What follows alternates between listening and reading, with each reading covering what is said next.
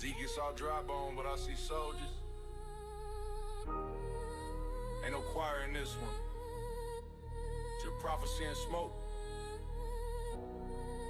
Run the beat. Yeah. Dry bones in the dirt, now they standing tall. Spirit hit the block, now we breaking law. Judgment on the land, watch the system fall. God strengthen me, I don't fear y'all. Babylon burn can't kill who he chose. Vision in the valley, watch your arm, men roll. Every stripe, every pain, that's how faith grows. You shall know I'm the Lord, that's how this goes. Ziggy the priest prophesied to do pain. Babylon bound, but the spirit still reign. 7 years deep, they was losing their flame. But God said they breathe, I'ma raise them again. Dry bones talking, graves unlocking, chains dropping, these heathens watching. Prophets moving like ghosts through the block, same city that fell, now the truth popping. I seen the wheel in the sky turn slow. 4 beats move, that's divine control. Symbol on the wall, vision unfold. Heard a voice say speak, make the nation whole. Right. Dry bones in the dirt, now they standing tall. Spirit hit the block, now we breaking law. Judgment on the land, watch the system fall. God strengthen me, I don't fear y'all. Babylon burn can't kill who he chose. Vision in the valley, watch your arm roll. Every stripe, every pain, that's how faith grows. You shall know I'm the Lord, that's how this goes. They carried us captive, thought we was done, but the breath came back when the war begun. I ain't preaching peace, I'm preaching the one that turned dirt men back into sons. Ask El mean got strengthened, boy. Not from the gym, from the spirit's joy. You can strip my chamber, can't steal my call. I talk to heaven, I don't fear y'all. Future glory at the pain, that's a lesson. Judgment now, but the next one blessing. Trying to drown us out with deception, but he breathed life, there's resurrection.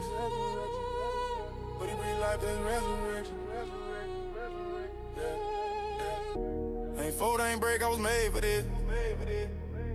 Prophet in the street still dangerous.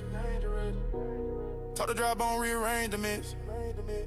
God said speak, so I raise my fist. Dry bones in the dirt, now they standing tall. Spirit hit the block, now we breaking law. Judgment on the land, watch the system fall. God strengthen me, I don't fear y'all. Babylon burn can't kill, he chose. Vision in the valley, watch the arm, he roll. Every stripe, every pain, that's how they grow. You shall know I'm the Lord, that's how this goes, real. Strengthened by God, not the system, not the chains, not the fame. He breathed life in the dry bones.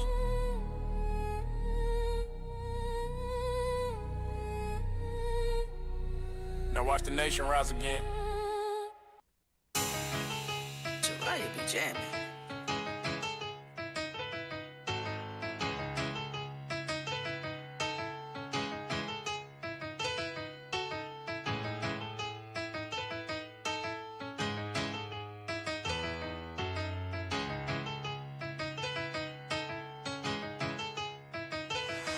Bring it out, go and tell about it. Open the eyes of the people around. Show yourself a man doing God's plan. You gotta make the people understand. Open up the Bible, gotta make it plain. You want them to change, but that bring pain. Don't talk about it, gotta be about it. Now set up camp, go ahead, get it rockin'. Bring it on. We body, bootstrap, we in the trenches with it. All praises to the Father, he put his spirit in me. Never looking back, we too close to the finish line. That's why I'm on my grind, do everything for the Most High. When the general call, we answer it swift. Hit the slap, getting our passports on them planes, teaching repentance, Lord. I'm bout it, he bout it. We're about our Father's business. True leader instilling this vision, got us all committed. Let's set up camp now. I got my reader with me. He going hard, I'm going in. We don't need a speaker. We warn for their souls. We approaching completion. Now stand up like a man. Get a sense when you teach it. A true father lead his household straight to the kingdom. A snub turned into a fall, but I'm never leaving. I'm all about that action. In my words, you can see it. I'm standing bold, I'm holding the line till Christ come redeem. Bring it out, go and tell about it. Open the eyes of the people around. Show yourself a man doing God's plan. You gotta make the people understand. Open up the Bible, gotta make it plain. You want them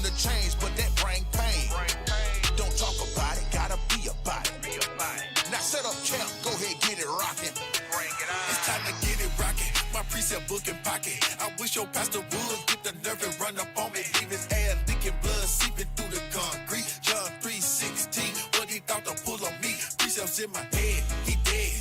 Giving a book of numbers, he ran, he scared. He dancing in the fight, he out the shape, he in the red. He tired, he lying, we tired of him lying. He blind, keep trying.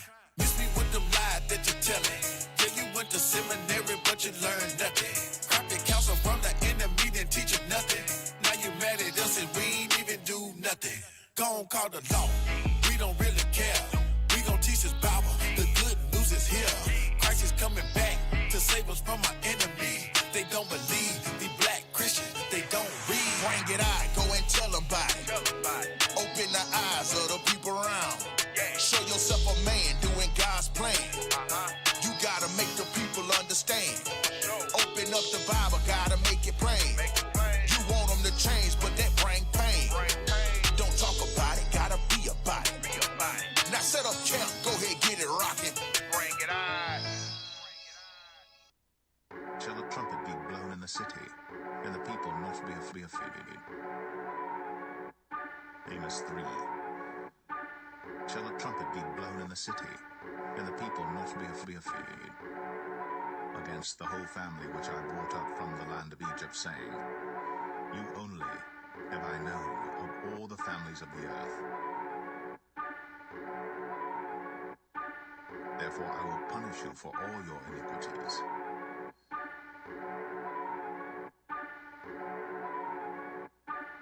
Can two walk together, except they be agreed? Will a lion roar in the forest when he hath no prey? Will a young lion cry out of his den if he have taken nothing? Can a bird fall in a snare upon the earth, where no gin is for him? Shall one take up a snare from the earth and have taken nothing at all? Shall a trumpet be blown in the city, and the people not be afraid? I stand on my watch on the tower. Destruction will come in an hour. Vision the nuclear showers. I'm blowing the trumpet, I'm blowing the. I stand on my watch on the tower. Destruction will come in an hour. Vision the nuclear showers. I'm blowing the trumpet, I'm blowing the. You know that Babylon blowing up. That's why the prophets been going up. Devices of devils to slow us up. But if we're on the Sabbath, we showing up. All praise to the Father, he hold us up.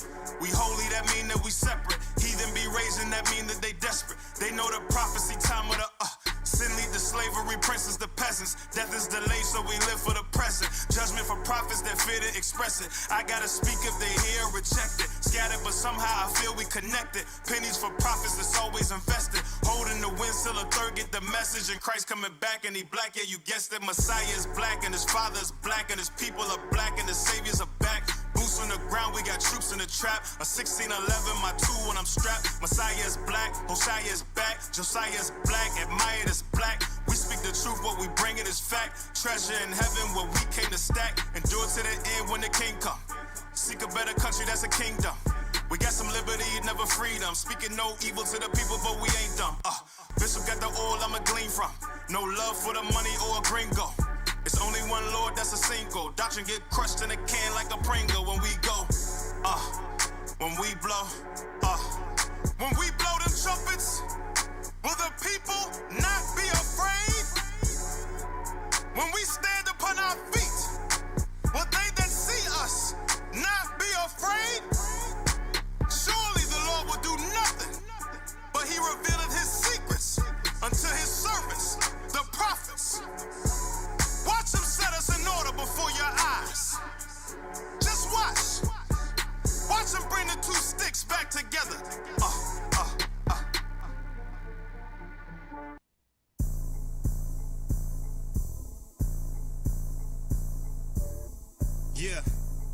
Yeah.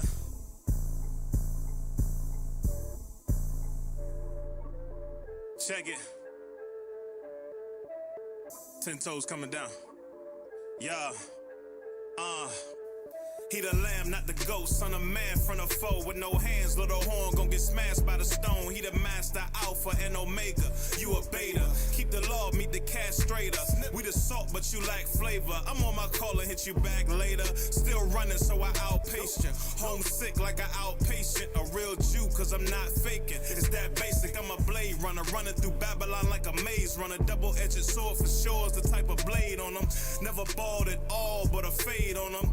Try not to get involved, got to stay humble. The chief builder built this house on a rock. Make the time short, Lord, speed the hands of the clock. The storms come and go, but we still on the block. We teach his name till that seal is pop, and the bombs are dropped. Cry loud, yeah, these voices like a trumpet sound.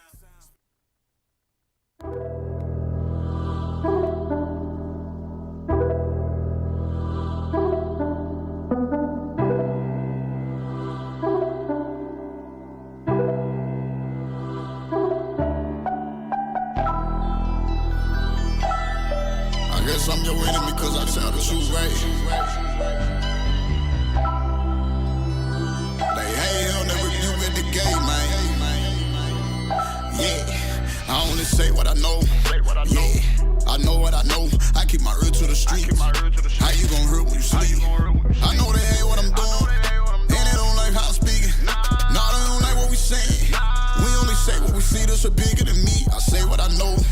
Yeah, I know what I know. I keep my ear to the streets. How you gon' hurt when you sleep? I know they hate what I'm doing, and they don't like how I'm speaking. Nah, they don't like what we saying. We only say what we see, this are bigger than me. Just be cold, I'ma sneeze on them. Prophesy to the wind, let me breathe on them. Foot on the gas, I can't ease on them. Boy, like a parrot, get clean on them.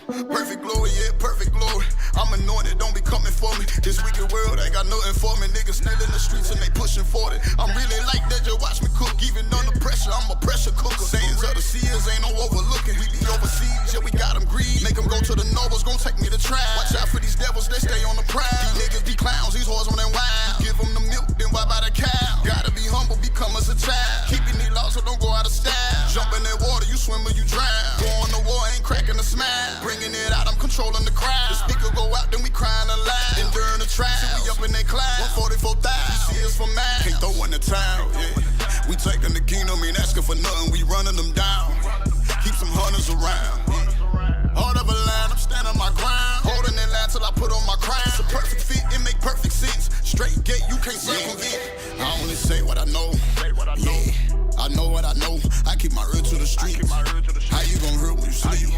I know they hate what I'm doing, and they don't like how I'm speaking. Nah, they don't like what we saying. We only say what we see, this are bigger than me. I say what I know. Yeah, I know what I know. I keep my ear to the streets. How you gon' hurt when you sleep? I know they hate what I'm doing, and they don't like how I'm speaking. Nah, they don't like what we saying. We only say what we see, this are bigger than me. Mic check. We in this building. Yeah. Yes, sir. Yes, sir. Hey. Yeah. We in this building. Yes, sir. Hey, y'all. We in this Y'all know building. what it is. Y'all know what it is. It's 12:30 on a Monday. Come on. We in this building. We in the building. Sands of the Seers. Hey, y'all, we gonna have a good show. Lord's willing. Hey, I'm Officer Abishai. Officer Eliakim. And I got my brother, Officer Eliakim, with me. Yeah. Rita, his son, Hosea. We're going to have a good show, man. We're going to have a good show. Hey, but look, y'all know it's a lot going on. It's a lot going on in the world today, unless you're living under a rock. Mm-hmm. Unless you're living under a rock, you don't know what's going on, okay? So the title of the show today is Biblical Times. Biblical Times. Why? Why is the title Biblical Times? Because that's what we're living in. Right. If you read the Bible, you know anything about the scriptures, you know that the biblical times, the time of our redemption is near. Mm-hmm. And unless you're living under the rock, you don't know. Come on. But that's why we here. We here. Sands of the Seers, we here to show y'all what's really going on, not what ABC is showing you, not what Caucasian News Network is showing you, not what all these false media is showing you. We showing you the truth, and we going to use the scriptures to bring it out, okay? So let's go ahead and get into it. Hey, let me get that first script. 1 Samuel 9:9. 1 Samuel 9:9. Let's go ahead and get it. I don't know if y'all aware, it's been biblical time since the beginning of time. Exactly. And it's just getting closer into our redemption. Right. That's while we're here. We're showing you, hey, our time is short here. We're in the last days, all right? Read that. 1 Samuel chapter 9, verse 9. Before time in Israel, when a man went to inquire of God, thus he spake, come, and let us go to the seer. For he that is now called a prophet was before time called a seer. Okay, so we are the seers, all right? The 12 tribes of Israel, you so-called blacks, Hispanics, Native Americans, you Israelites. You are the seers on this earth. You are the prophets, all right? And it's our duty to tell the people, show the people what's going on, why it's happening, how to get out of these problems that we're in, the solutions to these things, all right? But you must be aware. You must be locked into these scriptures, okay? So as y'all know, Maduro, hey, Trump ain't playing with Maduro, bro. I'll tell you one thing about Trump, bro. When he say he gonna do something, the brother gonna do something. He gonna make it happen. He's going to make it happen. So y'all know what's going on with Venezuela. There's a lot going on with Cuba. There's a lot going on. Just on the Western Hemisphere, period. It's a lot going on in the earth right now. Where all you Israelites dwell. Yes. And, hey, look, the heathen has always had it out for our people, bro.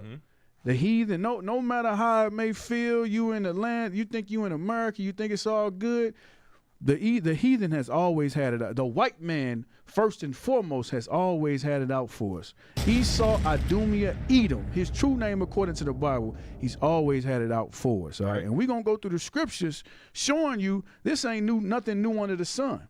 He's always used the same playbook, all right? As we know, this man has no creativity whatsoever. Come on! Whatsoever, all right? Everything he has done, every policy he has passed, every law he has passed, he has taken it from other nations, all right?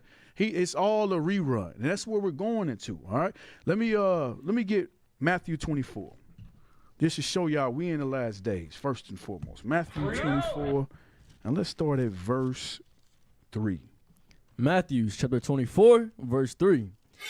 And as he sat upon the Mount of Olives, the disciples came unto him privately, saying, tell us, when shall these things be? And what shall the sign of thy coming and the end of the world? Okay, so the disciples were coming to Christ. They're asking a question on the top of the Mount of Olives. When will the last days be? All right, read. And Jesus answered and said unto them, take heed that no man deceive you. For many shall come in my name, saying, I am Christ, and shall deceive many. Okay, so first and foremost, Christ is letting us know, let no man deceive you, all right? And if you know, the white man is the biggest deceiver on this planet. Ever. The devil that the Bible speaks of, that's what devil means, deceiver, Right. all right? Everything he has done is to deceive you blacks, Hispanics, and Native Americans, all right? He's taken our heritage, he's taken our culture, he's taken everything from us with his deceiving, all right? He's the deceiver. Let no man deceive you, all right? Now, through history, we know that this man has deceived us. We know this. But when you come back to these scriptures, when you come back to the true understanding, you cannot be deceived. Yeah, he deceived y'all to think that he ain't the devil. He got y'all thinking that somebody else, a red man with a pitchfork, is the devil. But when you actually read the scriptures, Esau is described as a red man. Right. So now he's deceived you thinking he's a savior when he's really the devil all along. He's the devil, and he's shown it through history. A lot of our people, we think Trump, he's all good. He's for us. I talk to brothers at work all crazy. They think this man really is in our best interest. Right. He's not. He is not thinking of you blacks at all. He really ain't thinking about nobody but himself. But you last on the list. Right. Everything he has done is a business move. Just straight. Period. It's a business move to further his empire, to further his gene pool, his heritage. It has nothing to do with you. What he doing in Venezuela? All right, y'all think the gas prices might be a little bit lower. Okay. Yeah, okay. But it's a bigger picture than that. He's oppressing our brothers down there in Venezuela. And I'm telling you right now, it ain't stopping there. The oppression ain't stopping there. It's only a matter of time before it come up here. All right, before it come further up north. All right, we gonna get into it. It's already going on here. If you paying attention, if you seeing how all these National Guards is being deployed, these things is happening in predominantly black cities. Yes, sir. The same thing he's doing down there, he's happening right here in your own backyard. But you're not worried about that. Why? Because you got a little football on Sundays. Right. You got the basketball on every day. So you're not really paying attention to what's going on. Yep. You don't care. All it takes is the next holiday to come up, and you didn't forgot. But it's high time that you blacks and Hispanics, you wake up. Because you're going to go through it regardless, whether you in this truth or you not. So it will behoove you to suffer the straight things and gain that wide. Right. Instead of being a two-time loser. That's why we're here. All right. Keep reading, Hosea. Verse 5. For many shall come on my name, saying, I am Christ, and shall deceive many. And you shall hear of wars and rumors of wars. Okay, so we going into the last days. It says we will see wars and rumors of wars. Are we not seeing that going on? Absolutely. Iran, Iraq, Afghanistan, Venezuela, China, Russia. It's wars and rumors of wars going on day after day. So as soon as this man got into office, Donald Trump, it just elevated. Hey, you know what's crazy? As long as the so-called white man is alive on this earth, you're always going to have rumors of wars and wars going on. That's right. You sure right. You sure this man is a warmonger, so it's always going to be war as long as Esau, Edom, is in control of the world. Yes, sir. Yes, sir. But yeah, we're seeing wars and rumors of wars. Keep reading. See that ye be not troubled, for all these things must come to pass. So you should not be troubled when you see these wars and rumors. It should actually make you happy. Because it must come to pass for our redemption to come. When I see wars going on, I'm happy. I know it sounds crazy, but if you in the truth, you understand where I'm going. It makes my teeth white when I see wars and rumors of wars, because I know the redemption is coming for God's chosen. All right? Read. For all these things must come to pass, but the end is not yet. But the end is not yet. Okay, read. For a nation shall rise against nation. So you're going to have nation against nation. You seeing that. We just explained that. Read. And kingdom against kingdom. And there shall be famine and pestilences and earthquakes in diverse places. So famines, what you think going to happen with Venezuela? They're putting all on the TV that the Venezuelans are happy that the dictator's gone. Right. They paint this image all over our media, the false propaganda that they putting out there. How anybody be, this is my question, how can anybody be happy when you getting bombs dropped on your head? Right. That don't even make sense. Right. Some of our people really just don't even use common sense. These people, they had their president taken overnight, bombs dropped on them. And when you look at the articles, it wasn't just no regular weapons that they was using. Right. They was using some space age type stuff. Right. You know what I'm saying? Stuff they didn't even have a chance to defend themselves. They can't even defend themselves. You know what I'm saying? So you can't be happy. That's all propaganda. We cannot fall for the propaganda that's being pushed out there. We have to use common sense, all right? But read that again, Hosea. For a nation shall rise against nation, and kingdom against kingdom, and there shall be famines and pestilences. It says there's going to be famines and pestilences. When you take the primary resource from a country, when you look at Venezuela, and y'all, we've been over Venezuela a lot. Y'all know that Venezuela had the top oil reserves of any nation on this planet. All right, any nation. They had I think they said 100 years of oil stockpile. When you take their primary resource, what do you think is going to happen to the people there? Right. What do you think is going to happen? And like we said earlier, this man has never had us in his best interest. He's not going to do that and empower and help the Venezuelan people, which is our people. They're from the tribe of Asher. Yep. Okay. They're our people. They're Israelites. He's not going to do anything to benefit. They're going to go through pestilences.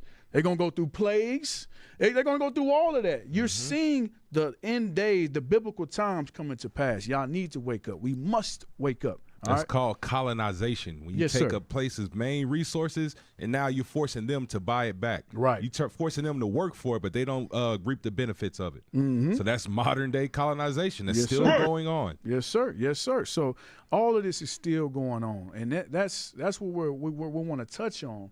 There's nothing new under the sun with this man. Everything that he's done is just a rerun.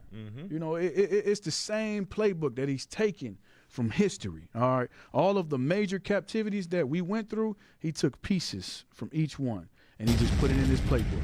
All right. And if you got sense, you can see, if you know the playbook, you play sports, right? Some of us play sports. If you know the playbook, you got the answers. You can win. You should have an advantage. You have an advantage. And I'm gonna tell you, we know the playbook of Esau through this Bible. This is the blueprint that we must follow. It will not fail.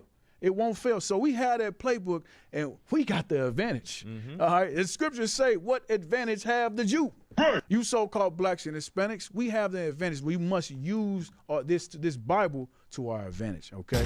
But let's go ahead and get into it. Let's get into it.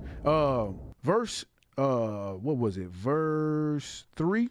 Verse 3. No, verse 5.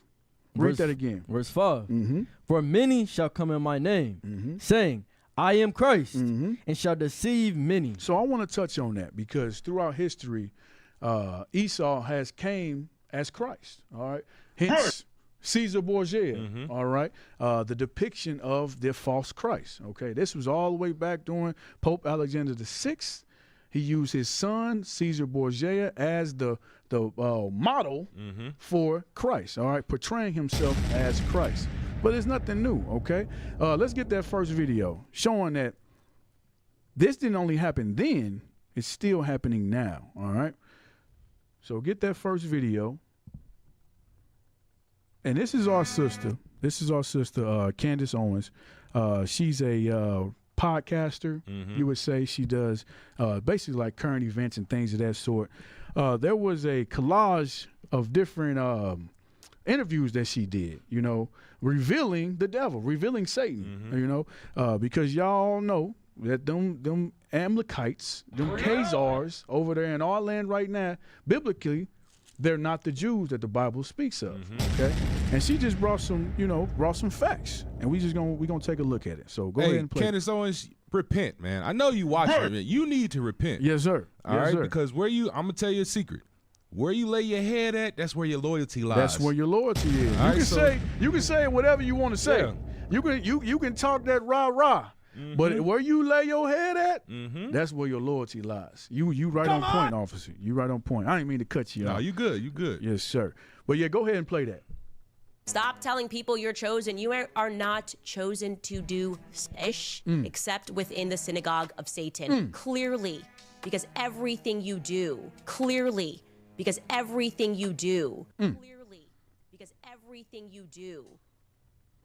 there is a Israeli historian named Abraham Pollock, and there's actually a lot of historians prior to World War II, who received awards for saying that the origins of, which is why it was stunning to me to see Kyrie Irving treated in the way that he was treated, 6 steps to get back to your life, because he shared a documentary which was theorizing that the original Jews, I actually didn't watch the end of the documentary, but the point was he was making that documentary suggested that the people that are inhabiting Israel today are not the biblical Jews. Hey, that was the right point there. of why he got into trouble. Stop right there. She said she didn't watch the documentary, but let's think about this. She is a woman that's bound, her whole basis is off of information, right? Yep. So there's no way she didn't look up who are the real Israelites today. Yep. And that goes back into what you just said. You said where you lay your head, that's where your loyalty is. She can only say so much. You know, she knows it. She's seen the documentary. You know, but if y'all know anything about Candace Owens, she is with a so-called white man, an Edomite. So there's only so much truth she can bring forth. That's why the scriptures tell us we shouldn't marry the other nations. Right. Because they would turn you from the one true God. Okay. So yeah, that's a good point that you made. When I saw that, I'm like, how can you get on a podcast without the full facts? Right. You have the facts. You know what it is. And honestly, the sister been watching us. I'm going to be honest. Everything she's saying ain't nothing new. Right. You know, nothing new is what that she's bringing out. She's been watching us, but it's only so much that she can say. And there's no way that, like I said, she can go as hard as she does against the Israelis without knowing who the true Israelites are. Right. You can't. It's another good point. It's not like you can say you're not the true Israelis. Well, then you have to show who they are. But she gonna hint to it. Right. But that's you can't be lukewarm when it comes to this truth. Okay. You cannot be hot. You got to be either hot or cold. Point blank. Period. Because if you're hot, okay, you're in the right place. You're good. But if you're lukewarm, you're cold. You're gonna inherit hell. Right. At the end of the day. All right. So go be back like hot 10 or cold. seconds and hit play. to see Kyrie Irving treated in the way that he was treated. 6 steps to get back to your life, because he shared a documentary which was theorizing that the original Jews, I actually didn't watch the end of the documentary, but the point was he was making that documentary suggested that the people that are inhabiting Israel today are not the biblical Jews. That was the point of why he got into trouble. I cannot tell you one way or another. I have not gone into any anthropological research. What I can tell you is that prior to World War II, and you again can pivot to your browser right now and look up a man named Abraham Pollock, okay? Prior to World War II, he extensively wrote about, and the Israeli historians extensively wrote about the fact that they were the Khazars. They were like, yeah, here's the evidence, blah, blah, blah. He received awards from Tel Aviv University. And then suddenly after World War II, they said to him, like, this research was not helpful. And they just stopped printing his books. The world's look, pause it right there. Pause it right. You got something you want to say? Hey, she said this research is not helpful. Why? Because it go against the narrative that Esau has been pushing. Yes, sir. That they are the real Jews. But in fact, history itself does not line up with that point. No, sir, not at all. And the Bible tells you that those that are in the land of Israel right now, they're of the synagogue of Satan. Right. Let's get that. Revelations 2 and 9. Let's get it. Revelations chapter 2, verse 9. I know thy works in tribulation, in poverty, but thou art rich. So the scriptures say, I know your works in tribulation, in poverty, but thou art rich. This is going to, the Christ is talking to the Israelites, the true Israelites. He knows the tribulation that we go through. He knows our works, but he says we are rich. Why are we rich? We are rich spiritually, because all the promises pertain to us. All right, read. And I know the blasphemy of them which say they are Jews and are not. He says he know the blasphemy, the lies of them that say they are Jews and are not. Read. But are the synagogue of Satan. They are the synagogue of Satan. They are the devils that the Bible speaks of, the deceivers. And what they have done throughout history has deceived God's people, the blacks and Hispanics. All right. But this is all a rerun, or what is it? What do they call it when a plagiarism? They just plagiarize history. This ain't nothing new. All right, let's get the history on that. Where did they get this from? Because like the sister said, she just said that there's research, or she did a little research showing that they are the Khazars. They were put into that land. This ain't the first time other nations have been put into our land. Right. This is just plagiarism. Let me get that in Kings. I think it's 2 Kings 17. 2 Kings 17. What is it? 2 Kings 17, start at verse 23. It's all plagiarism, bro. There's nothing new under the sun. Esau, this is Esau's playbook. Read. 2 Kings chapter 17, verse 23. Until the Lord removed Israel out of his sight, as he had said by all his servants, the prophets. So was Israel carried away of their own land to Assyria unto this day. Okay, read start at verse 22. I'm sorry. Verse 22. For the children of Israel walked in all the sins of Jeroboam. Okay, so it says the children of Israel, we walked in all the sins of Jeroboam. Okay, read. Which he did. They departed not from them. And we didn't depart from the sin of Jeroboam. Read. Until the Lord removed Israel out of his sight. This is the consequence for us not keeping God's laws, for sinning against our God. All right, this is the consequence. Read. As he has said by all his servants, the prophets. So was Israel carried away out of their own land to Assyria unto this day. Okay, so this is during the Assyrian captivity. The Assyrian king, they took us from our land and they took us to Assyria as slaves. All right, read.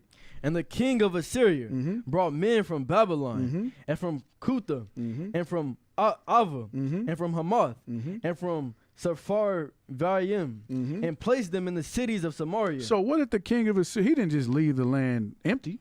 He didn't just leave it barren. What did he do? He took other nations and put them in that land. The same thing that Esau did in 1917 when he signed that Balfour Declaration. You can easily go and Google it. This is information that's there. It's open. We've been talking about this for years. In 1917, Esau, or was it the Belgian government? Help me out. Well, we just gonna say Esau. Right. Esau took the Khazars and put them in our land. Okay. Yeah, pull that up. British. There we go. I knew I was close. Pull that up. Balfour Declaration. Go ahead and read that. The Balfour Declaration of 1917 was a British government statement supporting a national home for the Jewish people. And Palestine expressed a letter from the Foreign Secretary Arthur Balfour to Lord Rothschild, issued during World War I. So this was issued during World War I by Balfour Lord. We all know about the Rothschilds. All right, read.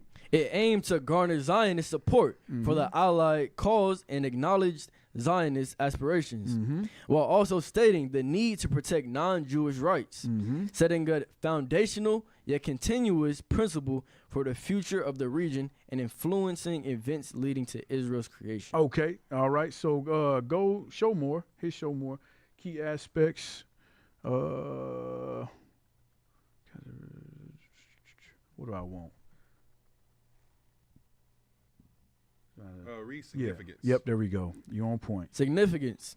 It became a cornerstone of British policy in Palestine and a major catalyst for the Zionist movement. They call it the Zionist movement. All right, read. Profoundly impacting Palestinian Arabs and shaping the Middle East conflict. Okay, so who was in that land first before the Balfour Declaration? The Palestinians. They took it as well. It's not their land at all. All right, but in 1917, Lord Rothschild, he said, hey, we're going to put our people in that land, all right? We're going to put the Khazars in that land. And that's what Candace Owens is talking about. And it goes back to, let's go to 2 Kings 17, the same playbook that they've been using. They've plagiarized from different nations, simple as that. Read. Verse 22. For the children of Israel. No, read verse 24 again. Verse 24. And the king of Assyria brought men from Babylon and from Cutha and from Ava and from Hamath and from Sepharvaim and placed them in the cities of Samaria instead of the children of Israel. Right, read. And they possessed Samaria and dwelt in the cities thereof. And so it was at the beginning of their dwelling there that they feared not the Lord. Therefore the Lord sent lions among them, which slew some of them. So when those heathen nations got into that land, it said they didn't fear the Lord. What is the fear of the Lord? Keeping the commandments. They did not keep the commandments. The heathen, they don't have any aspirations to keep God's laws, point blank, period. Right. All right, but this is what happened. Read verse 27. Verse 27. Come on! And the king of Assyria commanded, saying, carry thither one of the priests whom you brought from thence, and let them go and dwell there, and let them teach them the manner of the God of the land. So they took one of our priests, and they put him in that land to teach our laws, okay? Our laws. Read. Then one of the priests whom they had carried away from Samaria came and dwelt in Bethel, and taught them how they should fear the Lord. Okay, read. Howbeit, every nation made gods of their own, and put them in the houses of the high places, which the Samaritans had made every nation in their cities. So they were taught our laws, right? But did they keep our laws fully? No, they didn't. They always mingled it with something to do with their God or some type of idolatry. No difference than the Jewish in our land today. Right. When you look at it, when you look at Judaism, that's what they practice, Judaism. It ain't got nothing to do with this Bible, with God's laws and commandments. When you really delve off into it, they take a little bit of our laws and they mix it with their own customs. All right, it's nothing new under the sun. No nation has any aspirations to keep God's laws. All right, but let's go back to the video. Let me back you up real quick on go that. Ahead. Get 2 Maccabees 11 and 2, because like you said, this is not a new playbook. Esau has always been coveting our land, and what do they do when they covet? They move us out the way and they move people into that land. Right. Read 2 Maccabees 11 and 2. 2 Maccabees chapter 11 verse 2. This is during the Greek captivity. Who are the Greeks? The so-called white man today. Esau. Read. And when he had gathered about 80,000 with all the horsemen, he came against the Jews. Came against who? The Jews. Read. Thinking to make the city and the habitation of the Gentiles. Thinking to make what city and habitation of the Gentiles? Jerusalem, our homeland. This is what this man was thinking, right? Now jump down to verse 4. Verse 4. Not at all considering the power of God. What does Esau do? Read again. Not at all considering the power of God. They don't consider the power of God. Why? Because this man thinks he is God. That's right. Yep. Read. But puffeth up with his 10,000s of footmen, and his thousands of horsemen, and his 80 elephants. What does he trust in? His military might. All right, ain't nothing changed. Just like the officer said, this has been the same playbook from the very beginning. From the very beginning. Esau is puffed up against the Lord, and they trust in their armies and their militaries. That's right. Yes, sir. Yes, sir. You on point. Good precept. Hey, let's play the next section of the video. The next timestamp. The sister's right. She's on point. And one thing, and this is a big thing, by the way, so I'm really hoping that a lot of people who are Jewish are watching this as well. That struck me as really odd when I was learning about Sabbatianism, and this really shocked me to my core because I've always told you guys I grew up with a large Jewish community. All my best friends were Jewish growing up, and I've always seen like the Star of David. That is a lot of Jewish people wear as a necklace, you know, and I thought that that was associated traditionally somehow with Judaism. And so I was very surprised, and I will ask the question, do you know the history of the Star of David? Why is it being called the Star of David? And I'm just going to just show you guys this straight up on Wikipedia. So if there's if it's on Wikipedia, basically after they've obscured everything, that just must mean that it's just such an irreversible fact, because you wouldn't even want to admit this. But this is what the entry shows you about the Star of David, because it's actually a very recent thing that has been adopted from the Jewish community. Okay, it's not something stemming from the ancient times. And this is exactly what it reads. It reads that it is a derivative of the seal of Solomon, was used for decorative and mystical purposes by Muslims and Kabbalistic Jews. I want you to remember that, okay? So it's derivative of the seal of Solomon. King Solomon was used for decorative and mystical purposes by Muslims and Kabbalistic Jews. It also goes on to say that only around 1 millennium later did the star begin to be used as a symbol to identify Jewish communities, a tradition that seems to have started in Prague before the 17th century. I want you to remember that as well. And from there spread to much of Eastern Europe in the 19th century. It came to be adopted by European you can pause Jews. it right there. She said enough. She said enough. But she's going into the famous Shield of David, or the Star of David, which we just read in Matthew 24 that they may deceive you. Okay, this is a deception that's been put on some of our people. Some of our people that call themselves Israelites, they take hold to that thing. Right. They wear that thing with all pride. But when you actually look at it in the Bible, that has nothing to do with God's commandments. It's actually idolatry. Okay, let's get it in Acts 7. Let me show you. We're going to show you, according to the scriptures, it has nothing to do with God. And she said something heavy, too. She said it came around the 17th century. Where was we at during the 1600s? We was in slavery. Right. So what is this? A new doctrine to get us while we was in slavery. Ain't nothing new under the sun. So what they've done, like we said earlier, they take God's laws and they mix it with idolatry, okay, to deceive you. All right, read. Acts 7 verse what? 43. The book of Acts, chapter 7, verse 43. Yea, took up the tabernacle of Molech. Actually, read up. I want to show what's going on. Read verse 40. Verse 40. Saying unto Aaron, make us gods to go before us. Okay, so this is what the Israelites said to Aaron, the high priest, in the wilderness. Make us gods. Read. For this Moses, which brought us out of the land of Egypt, we wot not what is become of him. We don't want nothing to do with Moses talking about. All right, we want to go back into idolatry. That's always been Israel's mindset, a portion of Israel. Okay, we don't know what happened to Moses because he was gone 40 days and 40 nights getting the law. So Israel, bro, we impatient, bro. He said we don't know what's going on with Moses, so make us some gods.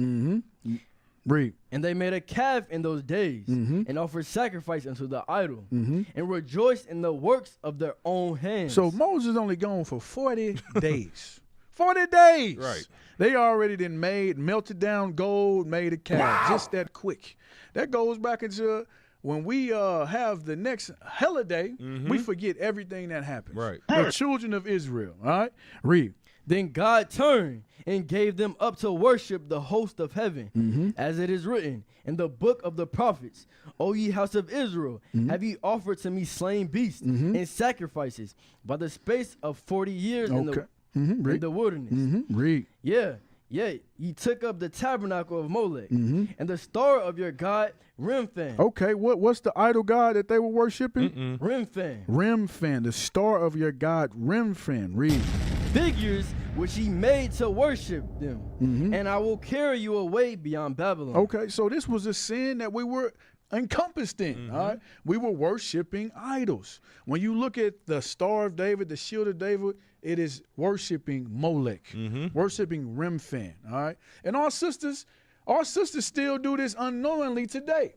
When you look at the idol god Molech, they would sacrifice babies to Molech, okay? Our sisters do the same thing today. How? Abortion.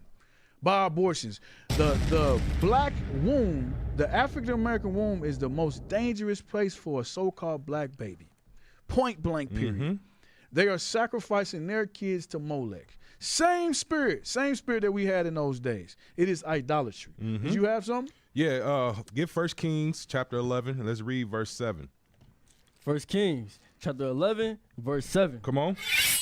Then did Solomon build an high place for Chemosh, the abomination of Moab, in the hill that is before Jerusalem.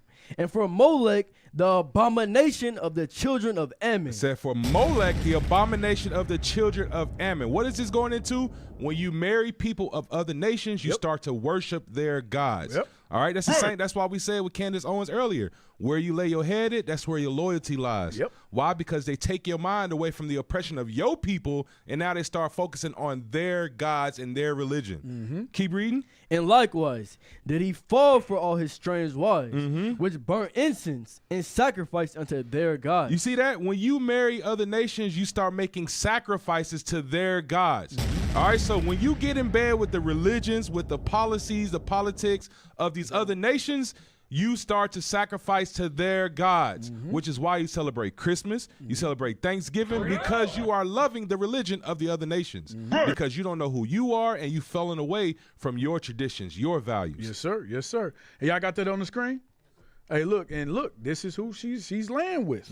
This is her husband. All right, you cannot be for your people when you're with the other nation. Period.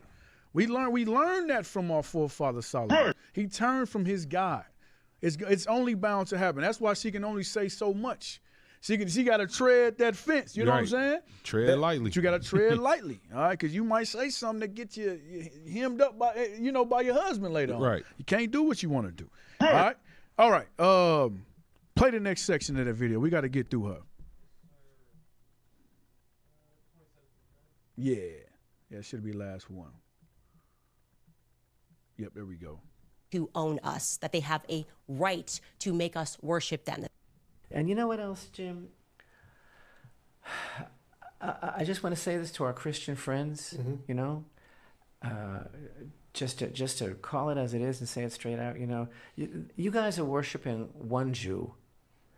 That's a mistake. You should be worshiping every single one of us because we all die for your sins every single day. And that's exactly what's going on here. Yeah. We're all God's firstborn, and we're dying for your sins right now because the Jewish people in the land of Israel are the bulwark. Hey, man, this dude is a clown, bro. He said, we are dying for your sins. Last time I checked, Jesus Christ is the only man that died for our sins. Bring it out. The black Messiah. Right.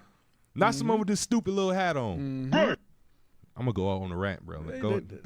He's just showing his true nature, though. He's showing his true nature. The Bible says that he sees himself as God. He thinks that he's God. Right. He thinks that he died for our sins. But that's contrary to what the Bible said. Let me get that. I think it's Psalms 50. Come on! Holding himself as God. Psalms 50. Read verse 16. Psalm chapter 50, verse 16. Bring it out! But unto the wicked, O God, say, what hast thou to do to declare my statutes, or that thou shouldest take my covenant in thy mouth, seeing thou hatest instruction, and castest my word behind thee? So this is the the mentality of him. He hates instruction. He hates every commandment that comes out of this book. That's why you get the shield of David. That's why you get the ZZs. That's why you get gefilte fish. The hell do gefilte fish got to do with the Bible? All right? That's why you get that stale unleavened bread. Right. You know what I'm saying? Unleavened bread supposed to be sweet. It's supposed to taste good. All right? That's why they got that stale, bland crack. What they eat? Crackers? Yeah. They don't want nothing to do with God's laws. They ain't got no salt, no light, no nothing. All right, read it from the top. Sing, but unto the wicked, O God, say, what hast thou to do to declare my statutes, or that thou shouldest take my covenant in thy mouth? Seeing thou hatest instruction, and castest my words behind thee. They cast every word behind them. They don't want to keep law number 1. All right. Let me get Revelations 3:9. I thought that said holding himself as Satan. Read verse 21. Is it 21? Verse 21. These things thou hast done, and I have kept silence. Thou thoughtest that I was altogether such as one as thyself. This man thinks God is with them. Right.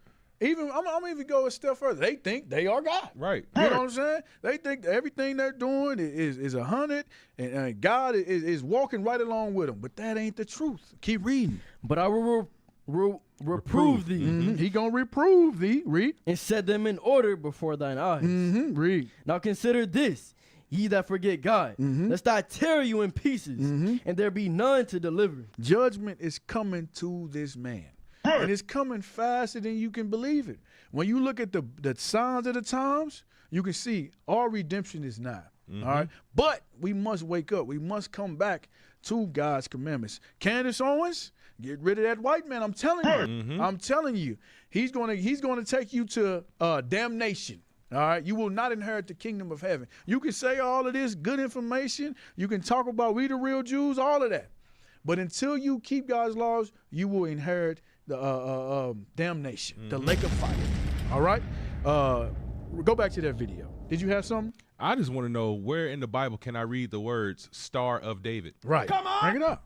It ain't. I'll wait. I'll wait. It's not in there. They hate instruction. Right. They don't want to keep any of God's laws. All right. But let's go ahead and drop that. Let's drop that. We gonna go ahead and get into it. But this man, Esau, Idumea, Edom, he has played. He has done this over years. Played the role of being God. And it ain't just the Jewish. It's Christianity. We went into Christianity as well with Caesar Borgia. They've done that. They've lied to us for years. All right. But let's go to the next segment. Go ahead and pull up that video there. Was that that TikTok? Yeah. So this is what America has done. All right, under the guise, because we just read everything that this man does, he does it thinking that God is with him. Right. He think all these policies, all these orders, all these executive actions, all of this is of God. Okay, and we're gonna get off into it later. They believe it's a divine order, manifest destiny. The reason why they're doing it. The reason why they came and conquered this side of the land. This the reason why they assassinate certain leaders. They think God is with them. But that's far from the truth. All right. So is this up on the screen? No, sir. Okay, go ahead and put that up. Because we know what's going on right now.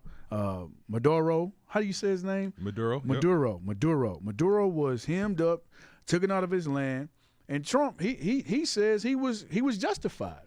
It was okay. I'm saving the people. I'm relieving them from a dictator. They paint this picture that this man was so evil, but when you really peel back the layers, you understand he was for his people.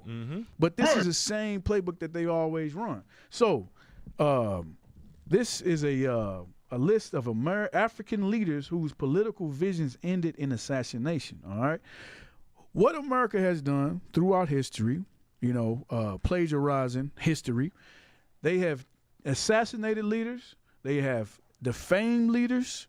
They have taken lands.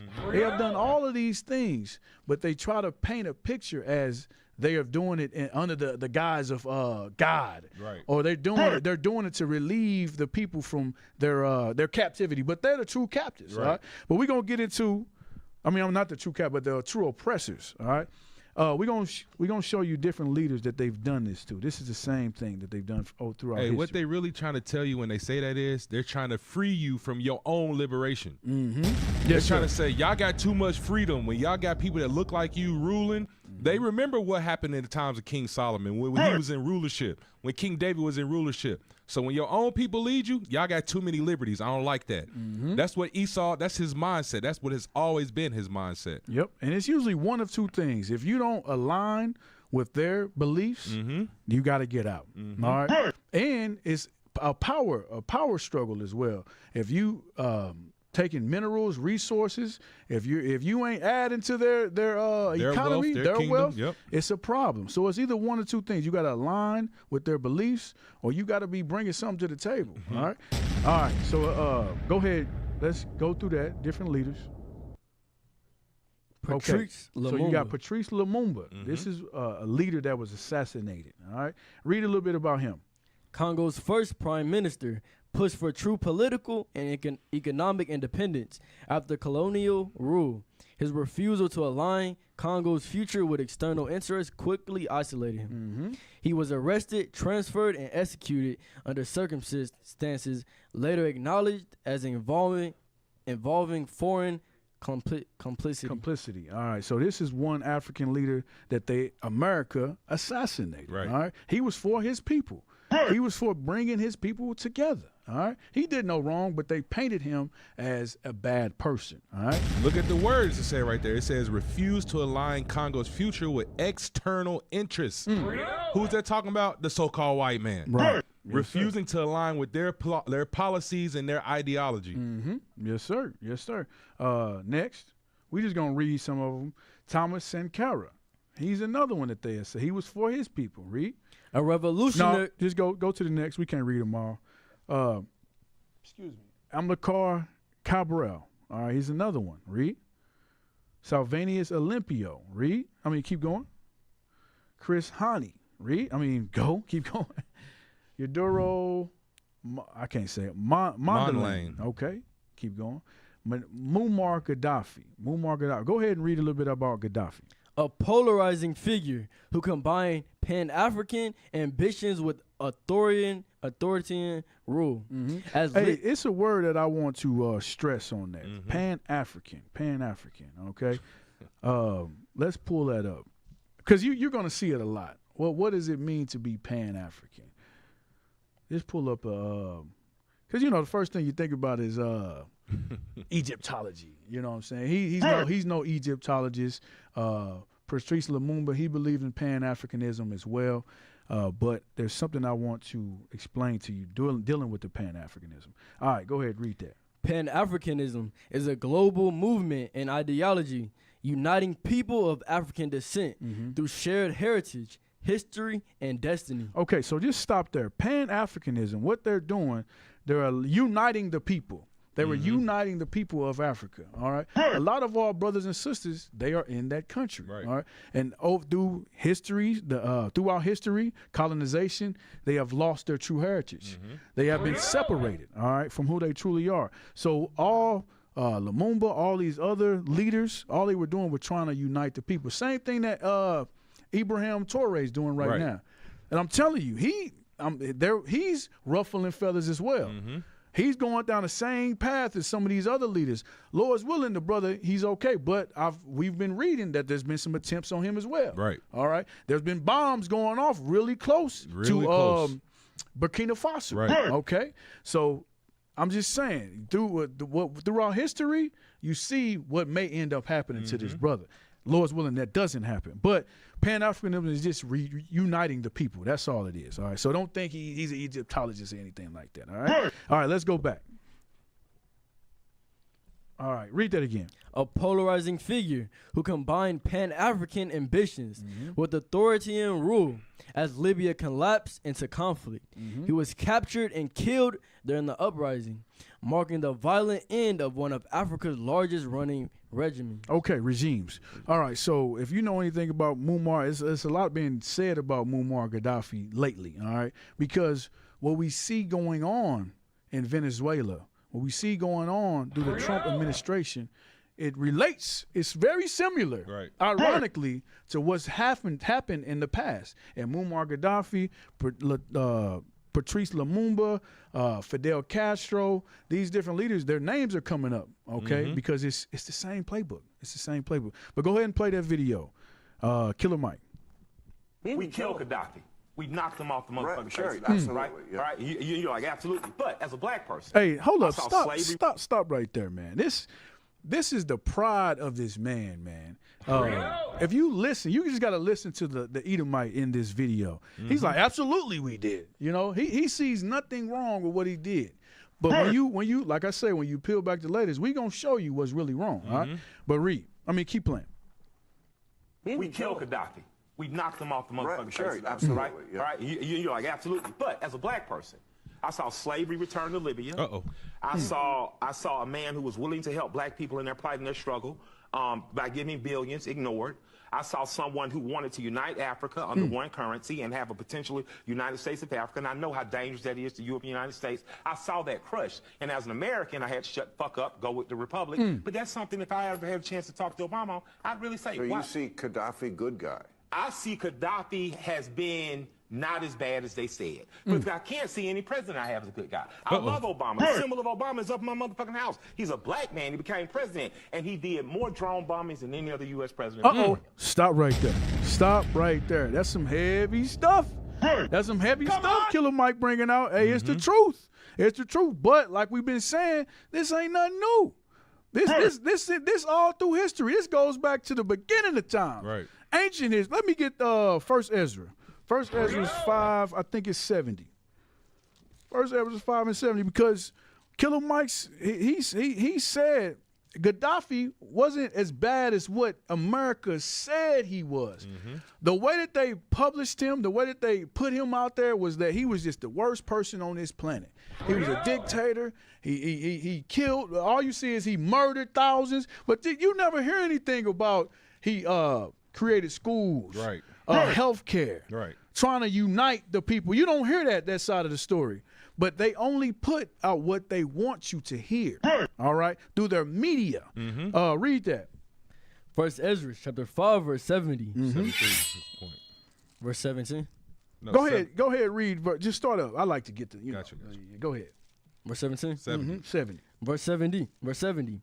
Then Zerubbabel and Jesus and the chief of the families of Israel said unto them, It is not for us and you to build together an house unto the Lord our God. So this man, he's taken from this same play. It's the same playbook as a heathen, all right? Come on! The heathen, they act as if they want to help build. Okay, whenever they see us uniting, getting together, coming back to who we truly are, because if you know anything about the history of Zerubbabel, he was rebuilding the kingdom. Right. All right? He was rebuilding Israel. All right, read it again from the top. Then Zerubbabel and Jesus, the chief of the families of Israel, said unto them, It is not for us and you to build together an house unto the Lord our God. We ourselves alone will build unto the Lord of Israel, according as Cyrus the king of the Persians has commanded us. So Zerubbabel said, it ain't for you to help us rebuild our kingdom. We need to do this alone because he understood the scriptures. The scriptures say, never trust thine enemy. For as iron rusteth, so does his wickedness. They always got an alternate agenda. Right. Period. They got an alternate. He knew that thing. All right.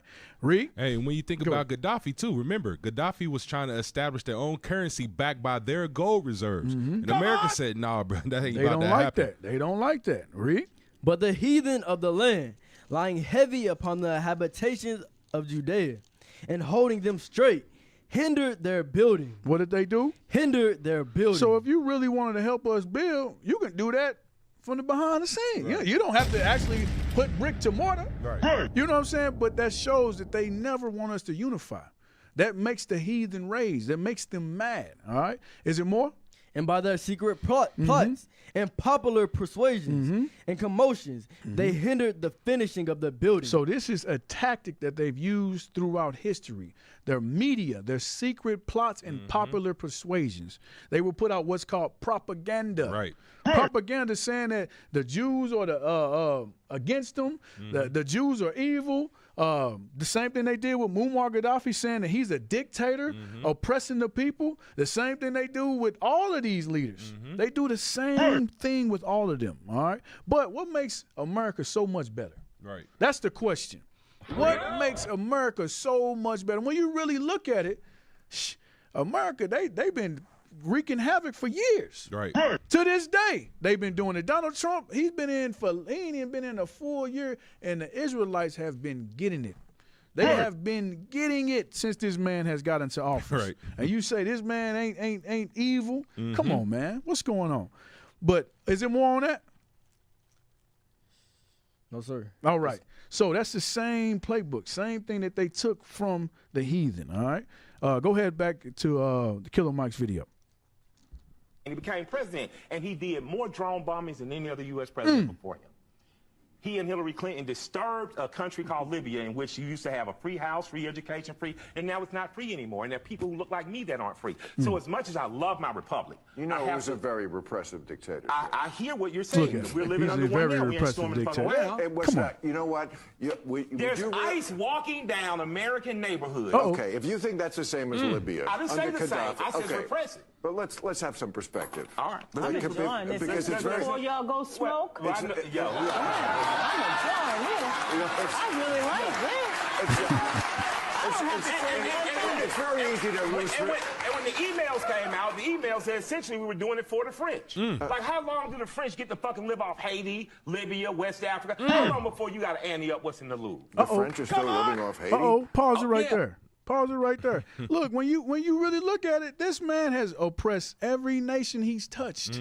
Haiti, Africa, the islands, America, North, South, Central America, everywhere this man has touched, he's oppressed that thing. But they don't see it like that. Give me Psalms 58. This is this man's mindset. We look at things, the so-called blacks who are the Israelites, we don't look at things the same way that this evil man, Satan, that the Bible speaks of. We don't look at things the same way as this man. Right. Psalms 58. Psalms 58, verse 3. Bring it out. The wicked are estranged from the womb. It say, man, this man is estranged from the womb. Soon as he takes his first breath of air, he thinking of wickedness. It's a lie. It's a lie. That breath was a lie. Read. They go astray as soon as they be born. Soon as they born. Read. Speaking lies. Their poison is like the poison of a serpent. It says speaking lies. Speaking lies. All this man does is lie. Lie on every political leader that tries to unify their people. They've done that throughout history. And we can even go in America. Different revolutionary groups, the Black Panthers, Brown Berets, etc. Whenever you try to rise for your people, he's going to lie and slander you. Read. Their poison is like the poison of a serpent. They are like the deaf adder. Just say they like a deaf adder, a deaf snake. You can cry to them all day. You can march. You can protest. They like a deaf adder. Everything that Killer Mike is saying on this video is 100. It's the truth, but they don't see it. Oh well, what Trump's doing has nothing to do with Gaddafi. Man, what are you talking about? Right. When has Gaddafi ever went to a whole nother nation and hemmed up a whole nother nation of people? Right. Never. Has Gaddafi colonized the nation? Never. Not at all. So what the white man has done is 10 times worse than what any other nation has done. And they got the nerve to speak. Right. It's crazy, bro. Is it more? That stoppeth her ear. That stoppeth their ear. This man he don't want to hear nothing what Killer Mike got to say. That's the same thing that we're learning or we're figuring out today. It's taking some time, but as this affliction rises, we figuring it out. All right. Hey, get Habakkuk chapter 2. Habakkuk chapter 2 and start at verse 2. Come on. Habakkuk chapter 2, verse 2. And the Lord answered me and said, write the vision and make it plain upon tables, that it may run that readeth it. It said, write the vision and make it plain. Let's see what this vision is that the Lord told Habakkuk to write. Read. For the vision is yet for an appointed time, but at the end it shall speak. It says, this vision is for appointed time, and at the end it's going to speak, meaning you're going to understand exactly what this vision is talking about. Read. And not lie. Though it tarry, wait for it, because it will surely come. It will surely come. it will not tarry. Read. Behold, his soul which is lifted up is not upright in him. This so-called white man, his soul is not upright in him. Like we just read in Psalms 58, this man is estranged from the womb. From the womb, his soul is not upright in him. Read. But the unjust shall live by his faith. Read it again. Behold, his soul which is lifted up is not upright in him. But the just shall live by his faith. But who are the just? We are the just. We will live by our faith in every word of this Bible. Read. Yea, also, because he transgressed by wine. What does this so-called white man do? He transgressed by lies. When he goes in the country, he paints a narrative that these people are doing something that they not. It's called propaganda, which is another tactic of war. Read. Right. Neither keep it at home. And this man don't keep at home. The so-called white man got his hand in everybody else's business but his own. Right. Why? Because his soul is not upright in him. He's a covetous man. He wants everything that's on this earth to be his. Read. Who enlargeth his desire as hell. Read. And is as death and cannot be satisfied. Why is he as death? Because everywhere he goes, he's destroying. He's killing. He's bombing. Why? Because his gift is a gift of war. Right. And when you read back the blessing that was given to Esau, it says his dwelling shall be in the fatness of all the lands. So what we're seeing right here is this man doing exactly what he was bred to do. Go in and take over places. Yep. Read. But gathereth unto him all nations, and heapeth unto him all people. It says he gathers all nations and heap all people. So what is he doing? Controlling the earth. Controlling it. Pull up that the map of the U.S. embassies. Right. This is an example of him gathering and all. What is he? What do you have to do in every other nation? First and foremost, you the vagabond of the earth. You don't have a nation. Right. You don't even have. You are a bum of the earth, but you got the nerve to be in every other nation. Everyone. Who says that you can dictate? Right. They want to say dictator, but who says that you can dictate who is fit to rule and who's not? Right. In a whole nother country. That just shows the mindset of this man. People that are born and raised in that country, you say they not fit to handle the issues that's going on in that country. Right. Who are you? This man, the pride of this man is crazy. Is that the USM? No, You had it up. Yeah. You just had it up. Yeah, you had the other one up with the. There it is. That's it. This man, it says he has 845 embassies worldwide, and growing. I guarantee you, it's growing. This man is everywhere. This shows you that he is who the devil that the Bible speaks of. Right. This is Esau. All right. And there's nothing new under the sun. When you think about the Greeks during the time of Maccabees, what were they doing? They were sending out their rulers to conquer and set up their leadership in all these countries. Yep. Ain't nothing changed. Yep. But yeah, go ahead and drop that. Drop Killer Mike too. Play the next video.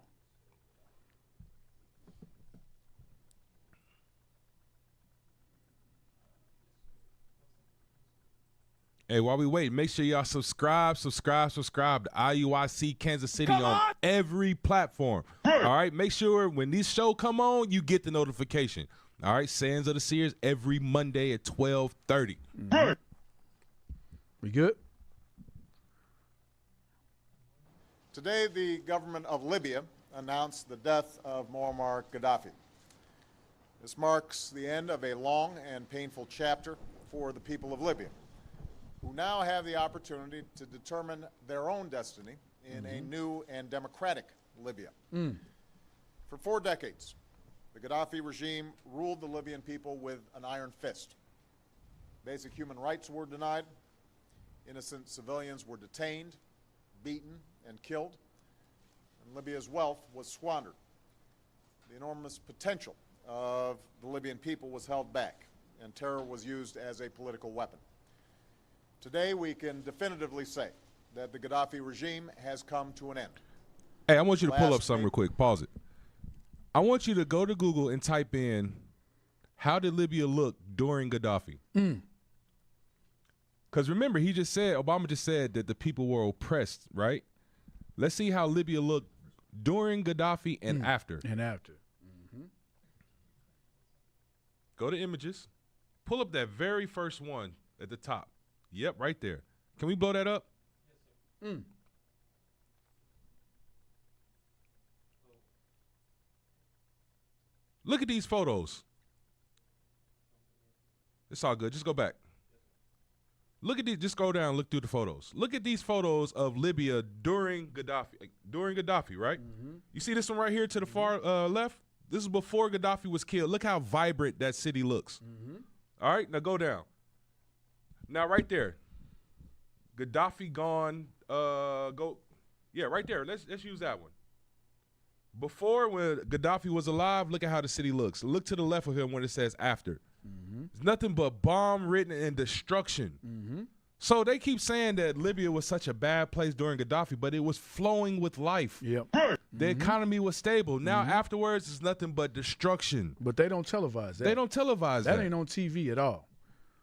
What they put on TV, and they use Donald Trump. I mean, not Donald Trump, but Barack Obama. Mm-hmm. He was killed during his term. Right. They used him as a puppet to make it seem like this man was so bad for the people. Mm-hmm. Libya was flourishing, and Africa was on his way. Mm-hmm. All right. It's the same with all the countries today. When you think about Haiti, when you think about Gaza, when you think about all these different places that America has gone in and bombed, they look way better before, when they had the so-called dictators or oppressive rulers in place, than they do after America gets involved. Right. Yep. Go ahead and play the next video. So that's how America painted him. They used Barack Obama to paint him that way. Play that. Why was Muammar Gaddafi killed? Muammar Gaddafi was murdered because he, along with the other African heads of state, were about to bring into existence Africa's first central bank. They were erecting a central bank in Africa, which was going to do what? Back its money to the resources under the ground in Africa. Now, what would that have done to the global economic order? Remember, the United States dollar isn't backed on any natural resource. The British pound isn't backed on any natural resource. The Canadian dollar, the European Union, their currency isn't backed on any natural resource because Europe doesn't have a lot of natural resource. Africa does. So if they would have been successful in creating a central bank of Africa, coming up with a unitary currency, and then backing that currency to the material wealth under the soil, they would have bankrupted every other economic system in this world, from America to Europe to China. That was revolution. And that's why Muammar Gaddafi had to be assassinated, because he was about to help the African heads of state eliminate modern slavery and neocolonialism from the continent. Yep, that's it. That's what you were talking about earlier, officer. That is the reason right there. That's it. This man, he plans these things out. This doesn't just happen overnight. He knew why he went after Gaddafi, but he doesn't post that on the news. Right. He posts propaganda. All right. Read Psalm 64. Psalm 64 and 5. This is what this man does. The book of Psalms, chapter 64, verse 5. Bring it out. They encourage themselves in an evil matter. They encourage themselves in an evil matter. That's what the U.S. has done. That's what they did with Gaddafi. All right. They knew what they were doing was evil. They knew. They didn't give a dang about what happened to Libya or the African nations. Nope. After they killed and assassinated that man. Read. They commune of laying snares privily. They say, who shall see them? They search out iniquities. So it says they commune privily. All right. They have think tanks. They set these things up. Okay, we're going to post this on the 12 o'clock news. We're going to push this propaganda about Gaddafi. This is how we're going to set it up. All right. Read that part again. Read it again. Who should... Read up. They encourage themselves in an evil matter. They commune of laying snares privily. They say, who shall see them? They don't think anyone's going to see them. But news flash, we see you. We see everything that's going on. All right. That goes back to the Habakkuk we read. It says at the end, this prophecy will speak. This Bible will speak, meaning exposing the lies of the so-called white man. Yep. Keep reading. They search out iniquities. They search out all sins. Read. They accomplish a diligent search. Both the inward thought of every one of them and the heart is deep. It says the inward thought of them is deep. They think of these things years in advance. Years in advance. They knew, hey, if we allow this man to keep doing what he's doing, we gonna crumble. Our economy, all the European nations, the white nations, we are going to crumble. So what do we have to do? We must first slander the man, slander him, and then we can assassinate him. And nobody's gonna say anything. Nobody's gonna make a peep. All right, this is what this man has done through history. All right, what's the next video we got? Let's get off Gaddafi. Go ahead. Let's go to the next. I wanted to talk about Patrice. This is another leader that was assassinated by the U.S. Let's take a step back. Here's Lumumba negotiating Congo's independence in Belgium.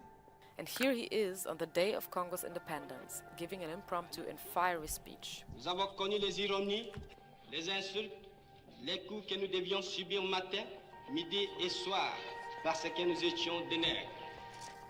The man in white is the Belgian King Baudouin. He was shocked that Lumumba dared to speak about the atrocities committed by Belgian colonialists.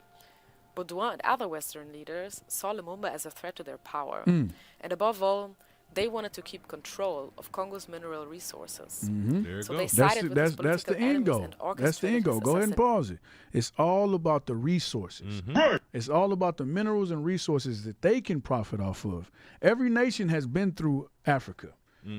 French, the Belgian, the Dutch, the Chinese, every nation has been through Africa taking their resources. And they want to keep it that way. All right? But when you see leaders like Patrice Lumumba, when you see leaders like Gaddafi, when you see Abraham Traoré, they want independence, that ruffles feathers. Because they've like I said, they've had these think tanks for a while to keep themselves in rulership. And they're not gonna let that go. They're not gonna let that go. All right. Let me get Psalms 83, showing that all these nations are together to keep us on the bottom. Esau is only looking for the furtherance of his people, period. Period. No matter how much you may like the president, some of our people love Donald Trump. Some of our people love Bush. Some of our people love Bill Clinton. No matter how smooth he may talk, how well he may play the saxophone, they not thinking about you. Right. They thinking about the furtherance of their people, period. And the scriptures tell us that. Read. Verse 1. Yep. Psalms chapter 83, verse 1. Keep not thou silence, O God. Hold not thy peace, and be not still, O God. For lo, thine enemies make a tumult. So we have enemies. God told us we got enemies, no matter how it may seem. Billy Bob may seem cool on the job site. Ching Chong may seem cool in the break room. Right. Come on. But we have enemies. It's going to show us who our enemies are. Read. And they that hate thee have lifted up the head. They that hate thee have lifted up the head. How did they lift up the head? By taking our nationality. Portraying themselves as Christ. Portraying themselves as God. When they're the devil that the Bible speaks of.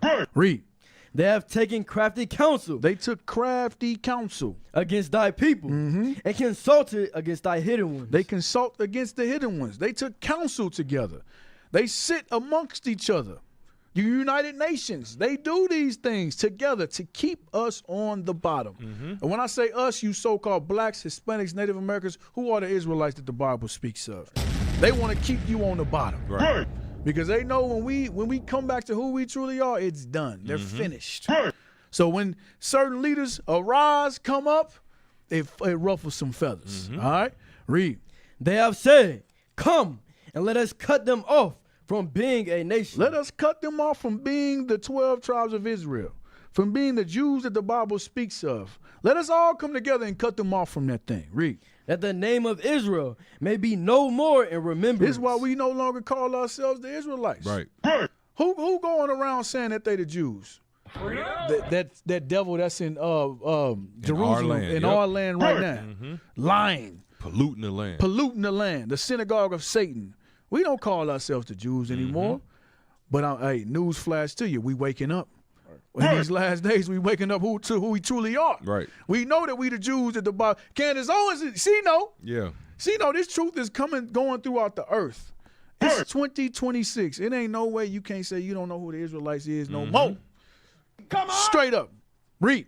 For they have consulted together with one consent. They are confederate against thee. They confederate against us. That's why I said every nation is in that land. They confederate together. But the number one nation that's going to benefit the most is going to be that so-called white man. Right. You best believe that thing.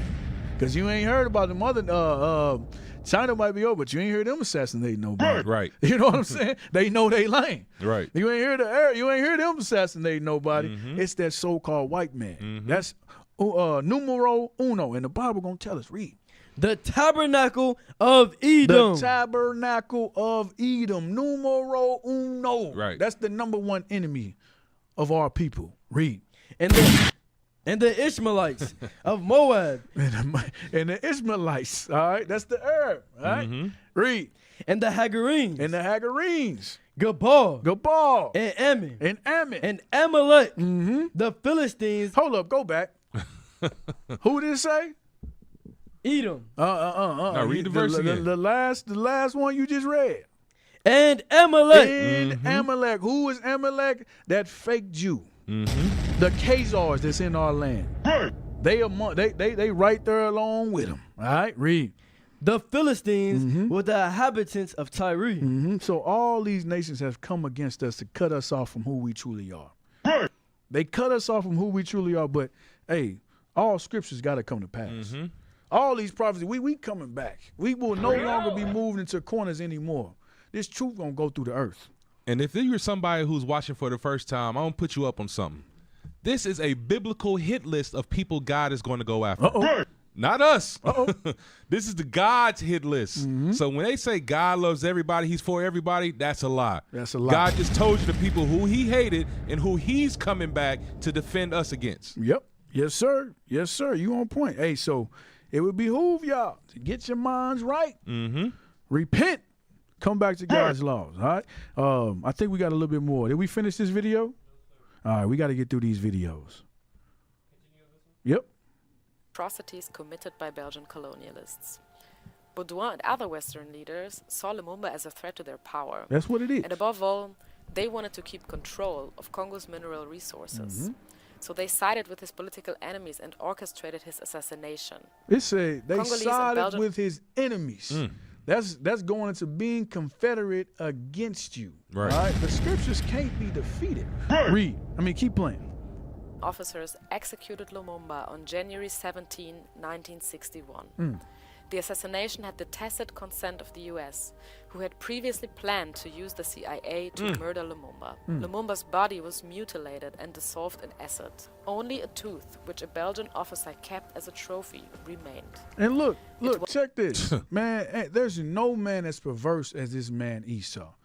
It's first off, they mutilated an innocent man. A man that's uniting his people. And then on top of that, you could at least, you already killed him. Right. But you take a tooth as a trophy.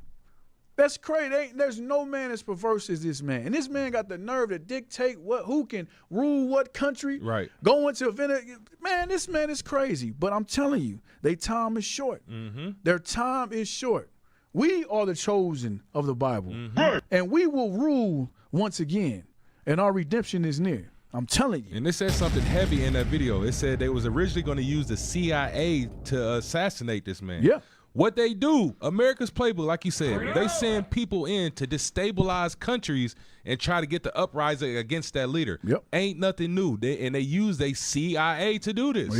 Yep. And that's a known. That's something that's known. The CIA dealt with Black Panthers. They dealt with this brother here. Who's the brother? Noriega. They dealt with him. The brother that they just hemmed up. The government Maduro. This is known. But what happens to this man? Nothing. This man, he doesn't think the law pertains to him at all. Let me get that. The law slack. What is that, Micah? Yeah, they did that in Haiti as well. Remember when they arranged that coup down in Haiti and killed their leader? Yes, sir. They used the CIA to do that. What happened to this man? And they say, who's going to see me? We see you. We see you. And God is not with you. Judgment is coming for what you've done to his people. Is it Micah 1:4? I think it's Micah 1:4. Or maybe 4:1. The law is slack. It might. Yeah, I think it might be Habakkuk. Is it Habakkuk? Yeah, Habakkuk. 4 and 1. I'm sorry. There's no 4 Habakkuk. 1 and 4. Yeah, 1 and 4. Yep. Habakkuk chapter 1 verse 4. Therefore the law is slack. It says the law is slack with this man. This man illegally went over and assassinated this man. Trump is a known felon. How many felonies does this man have? A lot. A lot. I can't even number that thing. Remember. Hey, they trying to impeach him again for war crimes. Yeah, but the law does not pertain to him. Right. This is a lawless man. All right, read. And judgment doth never go forth. Judgment never go forth. It's plenty of articles showing that what Trump just did and many of other things that he's done is illegal. What's going to happen? What's going to happen? Nothing. There it is. 34 felonies a year ago he was convicted of. 34 felonies. That's crazy. We get one felony, we done. No jobs. You can barely get a job at Dollar General. You get one felony. You're a rap, but this man is the president of the United States of America. Crazy. Insane. All right. Wow. For the wicked does compass about the righteous. It says the wicked has compassed us. Read. Go into the clay and tread the mortar. Make strong the brickling. Hold up. You missed something, Come brother. on, brother. Stay You with missed us. something, brother. You missed something, brother. Go ahead, read, go back. Therefore wrong judgment proceeded. Wrong judgment proceedeth. All right. When the sons of God are not in rulership, there's going to be wrong judgment proceeding throughout the world. Throughout the entire world, we must come back into rulership for this world to be the way it's meant to. Where is that? Psalms 83. Psalms 82, right? Whole world's out of course. Whole world's out of course. Let me get that. Psalms 82. Psalms 82. Start at verse 5. Psalms chapter 82 verse 5. They know not, neither will they understand. They walk in darkness, and all the foundations of the earth are out of course. It says all the foundations of the earth are out of course. Out of course, why? Because the gods of the earth are no longer in rulership. Right. Because we can't get our minds right and serve our God, the one true God. We want to go off into every other false idolatry. We want to go and serve other gods. That's why the earth is out of course. But we waking up, like I said. Keep reading. I have said, ye are gods. Ye are gods. Read. And all of you are children of the Most High. We are the children of the Most High. Read. But ye shall die like men. But we shall die like men. This is what we chose. Read. And fall like one of the princes. Arise, O God, judge the earth, for thou shalt inherit all nations. So we going to die like the other nations because we turn from our God. But the Lord is telling us to rise, oh God. Remember who you are. Remember the gods that you were ordained to be. And then you will judge the nations. We ain't serving no damn Amalekite. They ain't the chosen. We the chosen, according to the Bible. And we must wake up to that thing. All right? You got something? Go ahead.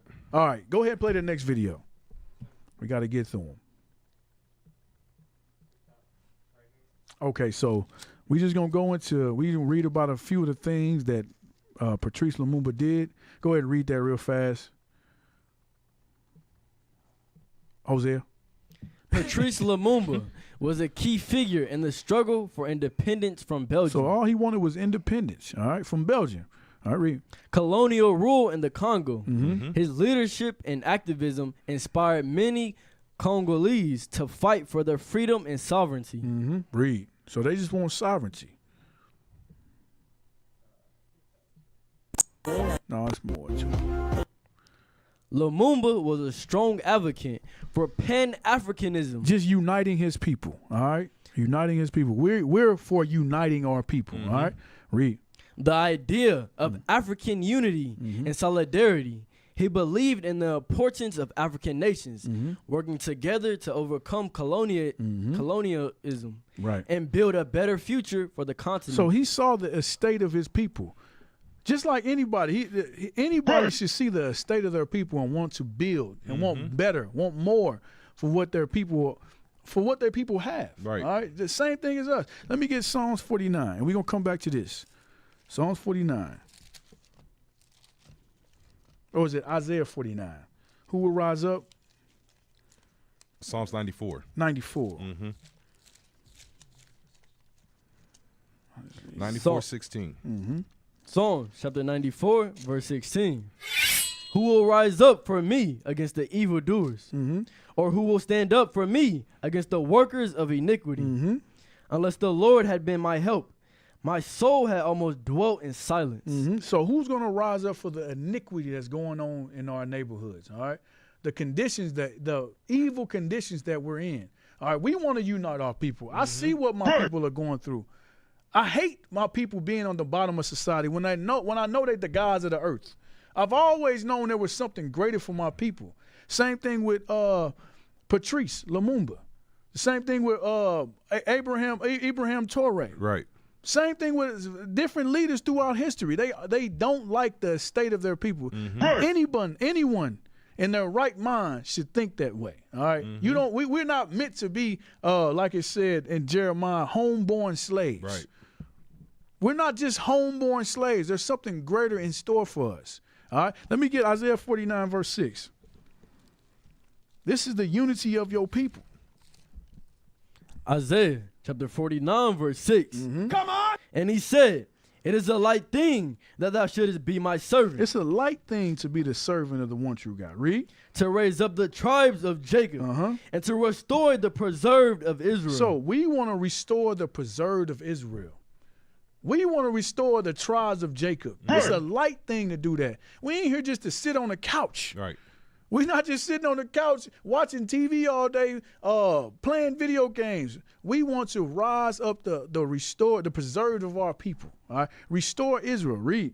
I will also give thee for a light to the Gentiles. We are the light to the Gentiles. What Gentiles? Those that went off. We were once Gentiles. Right. And through our leadership, we saw the light that they put off. And then we came into the truth. So we are a light to the Gentiles. Those that don't know that they are gods of the earth, that they're Israelites of the Bible. All right? Read. That thou mayest be my salvation unto the end of the earth. Okay, so we are getting redeemed from God. All right? Salvation is coming for you. All right? All right, did you have something? Yeah, get Ecclesiastes 7:7. Because one thing, when you consider these leaders like Gaddafi, Patrice Lumumba, Fred Hampton, the list goes on and on. Martin Luther King, Malcolm X. Is one thing that they had in common to what our mindset is and what we have in common. Read that. Ecclesiastes chapter 7, verse 7. Surely oppression maketh a wise man mad. When you sit back and you really consider the oppression of your people, because we go through it every day. It's in our face every single day. That oppression is supposed to make you mad to the point where, you know what? We have to do something to get out of this situation. It ain't talking about picking up guns. We're not talking about fighting physically. No, we have to start using our minds and using the laws of God to fight the oppression that we're going through. When you look at Patrice Lumumba, he's seen the oppression of his people. And what did he want to do? Unify, unite them, which is what we are doing today with the words of God. So that oppression is going to make a wise man mad. Read. And a gift destroyed the heart. But what some of our people do, they get their covetousness kicks in, and that gift destroys their vision of their people. When you give somebody a gift, you say, hey, I'll give you this $1 million, or I'll let you live if you don't stand up against the oppression that we are causing against your people. And that's what happens. But us, we see the oppression. We're not going to be tempted by those gifts. We're going to rise up against that using the words of God. That's right. That's right. All praises. All praises. Hey, let's go ahead and go to the next video.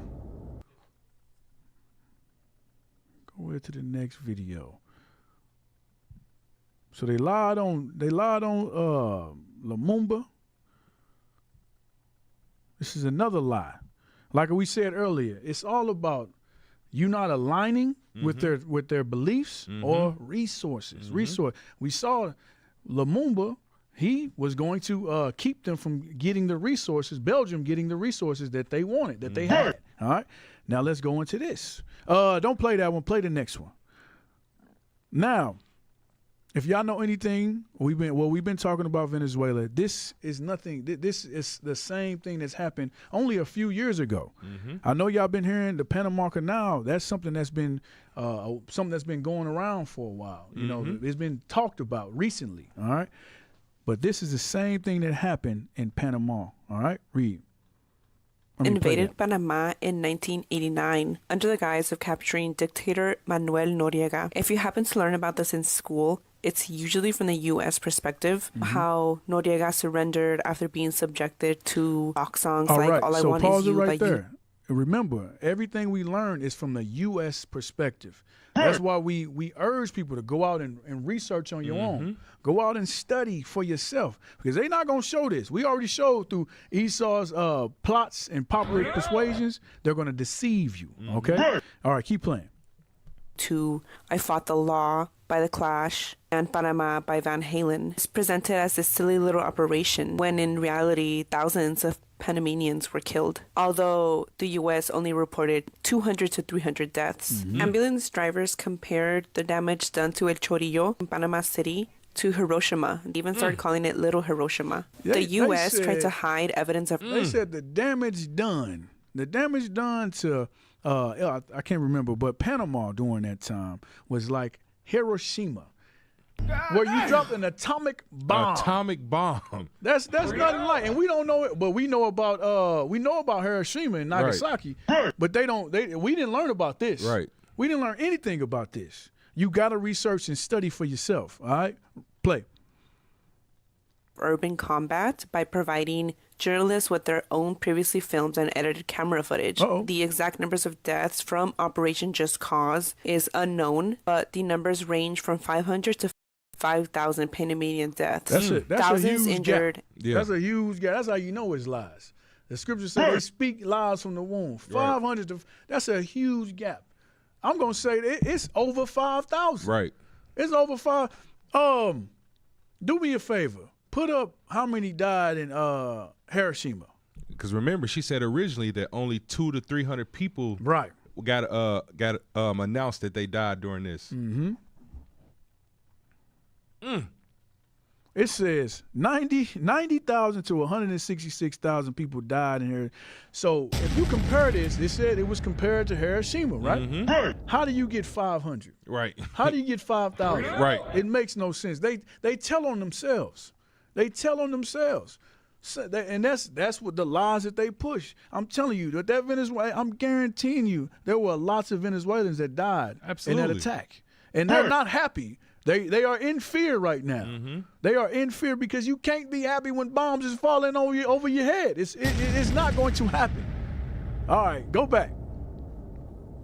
But at the same time, this has to happen in order for you blacks and Hispanics to wake up to who you truly are. Yep. When you living in lands that's rich off of resources, that's beautiful, you got the tropical beaches and all this stuff that's beautiful, you get a sense of at easement when you in your own country. But the Lord said through oppression, he's going to open our ears. So this oppression has to happen for our people down in Venezuela to open their ears to learn who they truly are.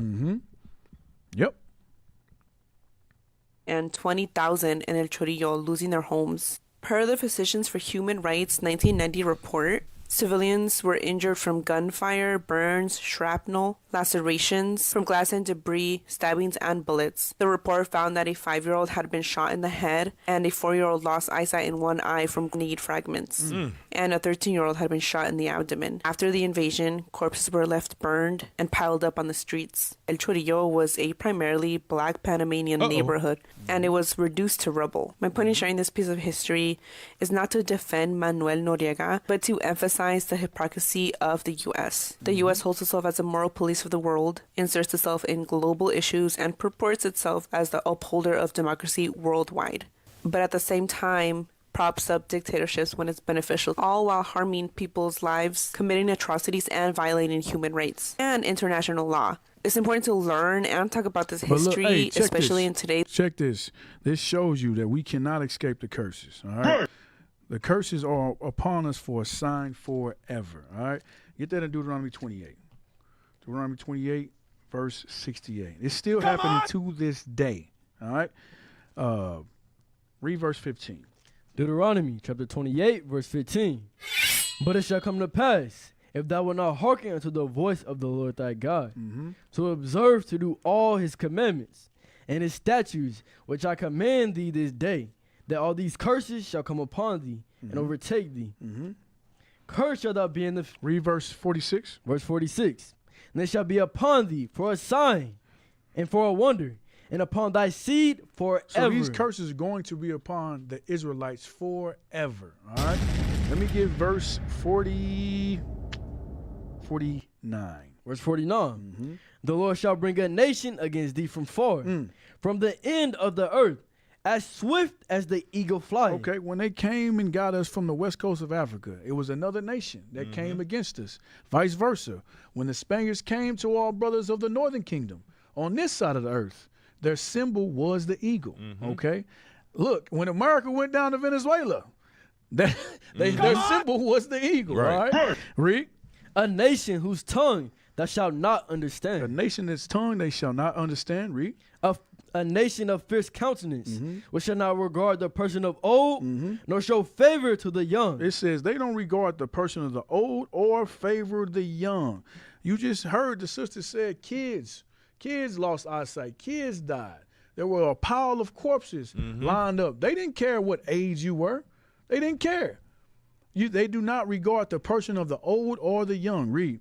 And ye shall eat the fruit of thy cattle and the fruit of thy land until thou be destroyed. It says they shall eat the fruit of thy land and the fruit of thy cattle. That goes into right now, Venezuela, what's the fruit of their land? That oil. Okay. The Panama Canal, what did they want? They wanted that canal. They wanted ownership of that so that they can trade, all right? They can trade and for military exports, okay? That's all they're looking for through history, okay? All right, that's all I got. You got something? Get Revelations chapter 13, and let's read verse 11.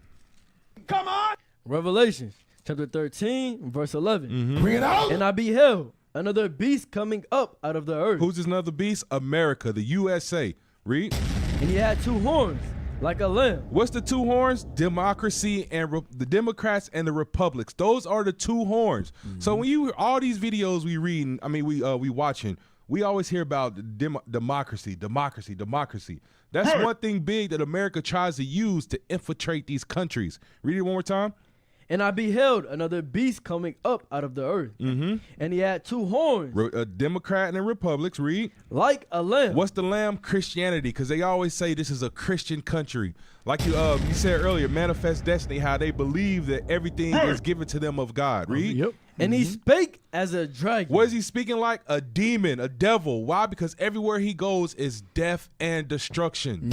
Death and destruction. This man's a dictator. We got to take over this country. Right. We got to put somebody there that is going to align more with our Christian values. This is what this man does. So that's what America has been and always will be. Yes, sir. Yes, sir. All praise. All right, let's play the next video.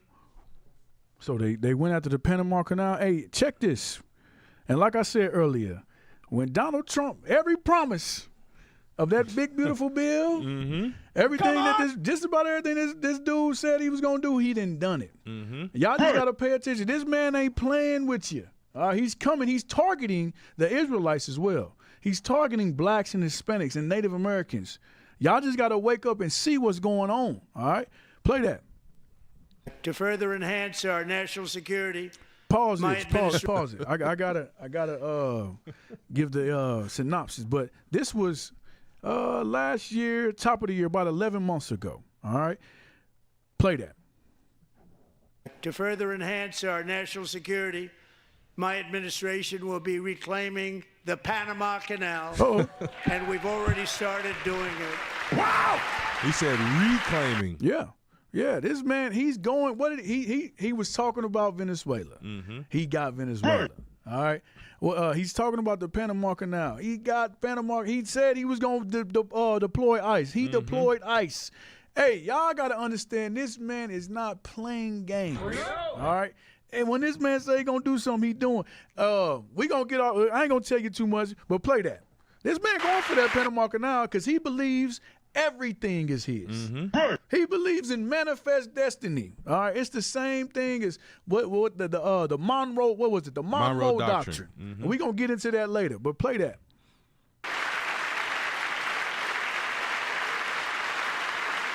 Just today, a large American company announced they are buying both ports around the Panama Canal and lots of other things having to do with the Panama Canal and a couple of other canals. The Panama Canal was built by Americans for Americans, not Hey, for check others. this. All right, so pause that. Pause that. Y'all got to listen to everything that this dude is saying. Right. He said the Panama Canal and other canals.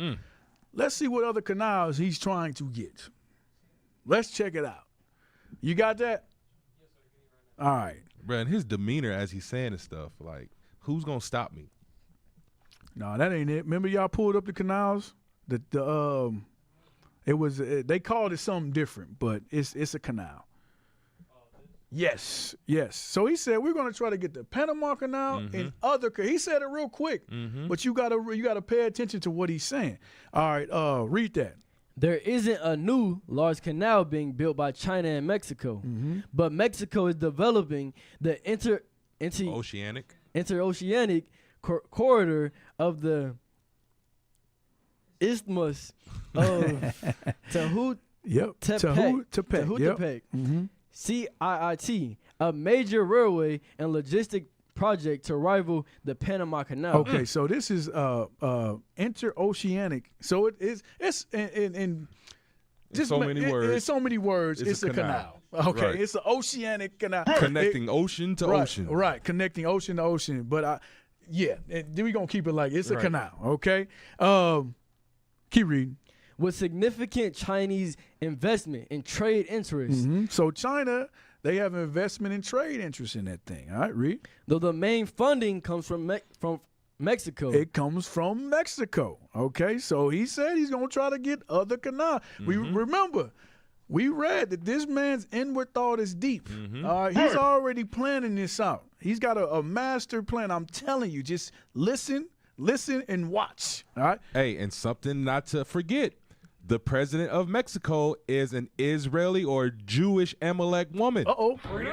So she's also aligning with those goals and those mindsets of that Zionism. Yep. All right. Keep reading. And international sources like the World Bank, not primarily China. This project involves modernizing ports and railways across the narrow isthmus of Tehuantepec, aiming to boost trade between the Pacific and Atlantic Oceans. So they boosting trade between the Pacific and Atlantic. It's ocean to ocean. It's the same thing as a canal. All right. So let's go back. Let's go back to Donald Trump. He said he was going to get the Panama Canal and he's going to get the other canals. All right. I wouldn't be surprised. All right. But keep playing. But others could use it. But it was built at tremendous cost of American blood and treasure. 38,000 workers died building the Panama Canal. Wait, what happened to 2 to 300? But yeah, keep playing. Died of snake bites and mosquitoes. Not a nice place to work. They paid them very highly to go there, knowing there was a 25% chance that they would die. The most expensive All right, pause project it right there. Get what workers were building the canal. He want to take credit for building the canal. This man is deceitful as hell, bro. Get that for me. Show who actually built the canal. His man's behind him looking like, yeah, right. Yeah, exactly. Like, man, you think you're going to get away with this? Come on, Yona. All right. So this brother, this dude, he's trying to take credit for building the canal. All right. Read that.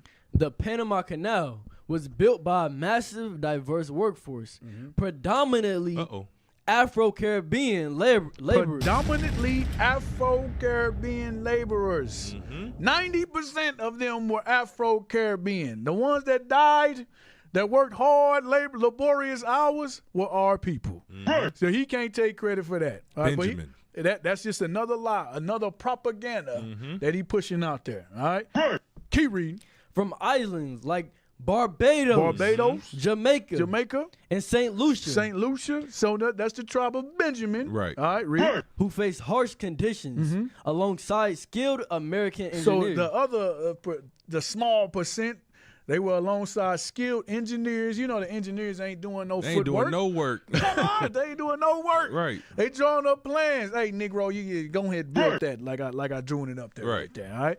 Go ahead, read. And European immigrants from Spain, Italy, and Greece. Okay, read. With French workers also involved in the earlier stages. So we built the canal. Right. We built the canal, and we were the ones dying by snake bites, malaria, all those diseases, because the curses pertain to us. Right. All right.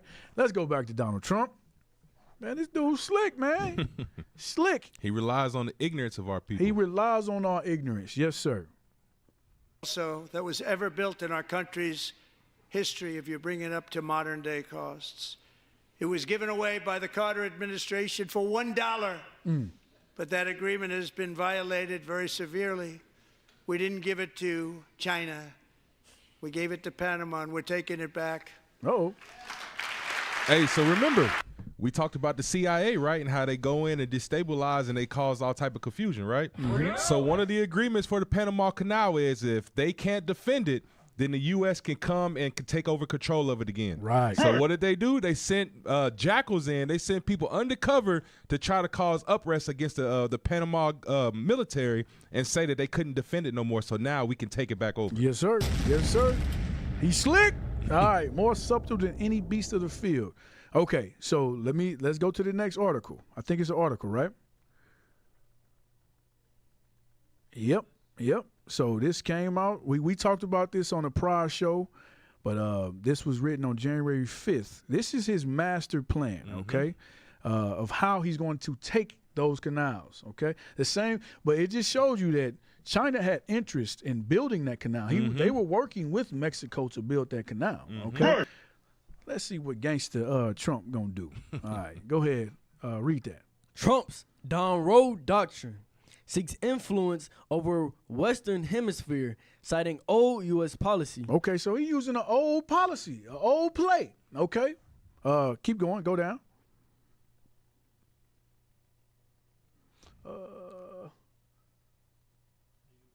Yeah, go ahead.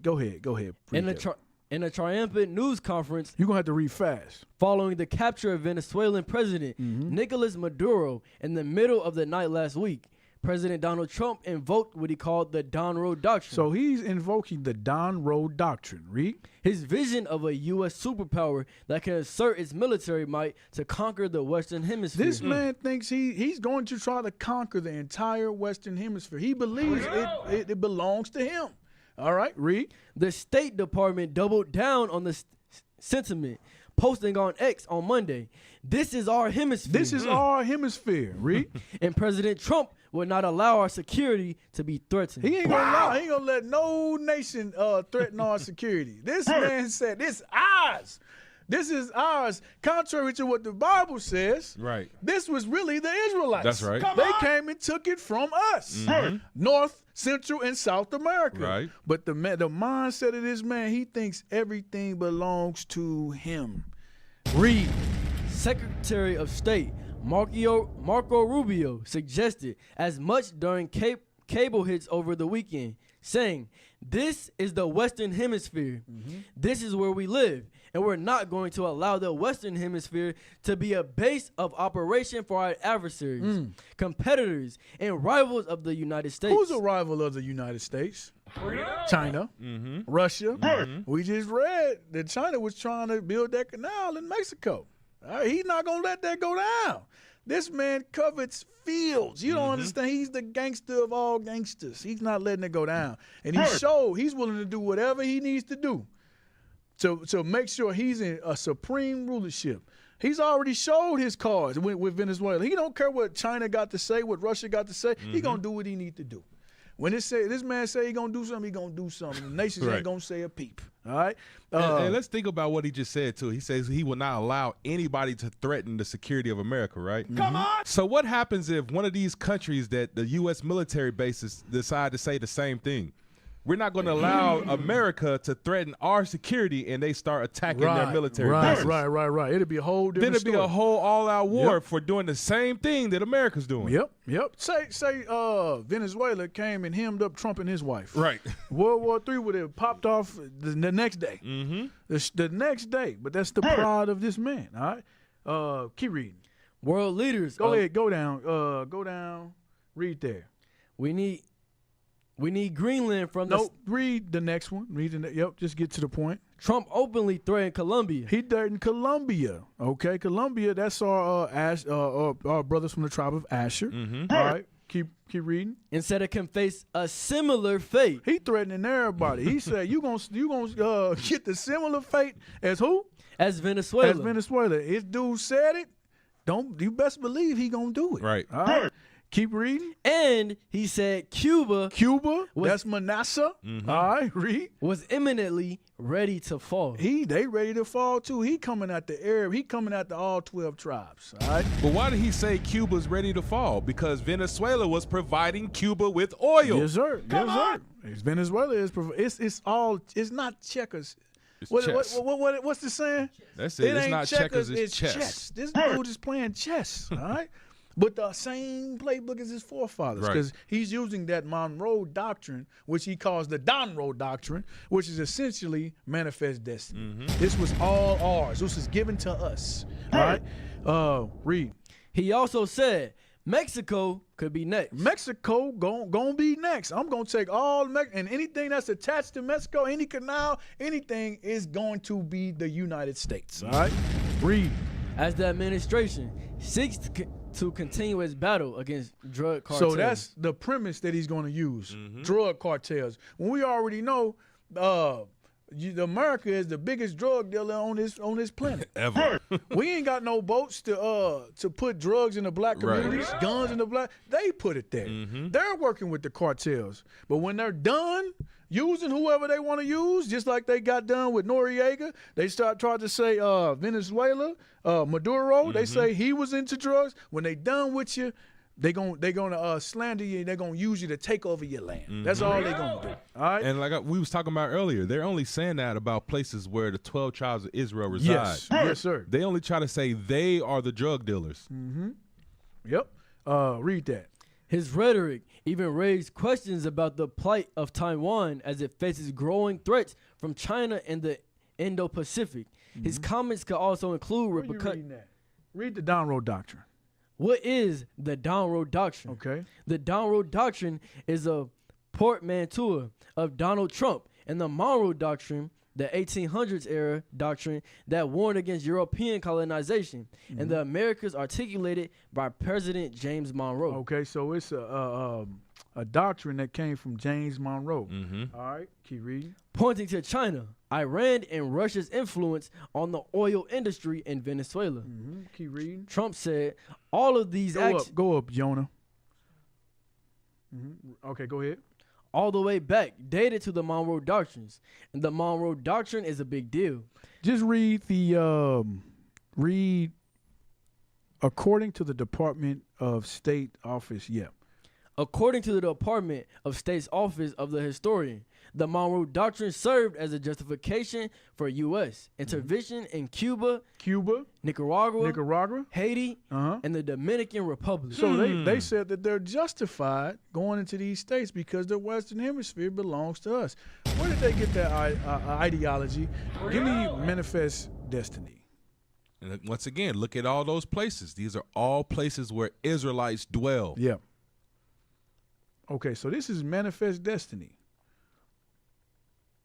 Go ahead and read that. Manifest destiny was the It's the same thing. Same thing. There's nothing new under the sun. All right.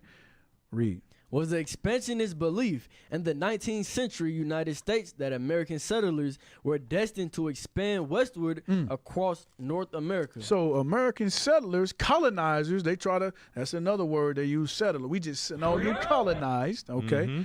Read. And that this belief was both obvious, manifest, and certain destiny.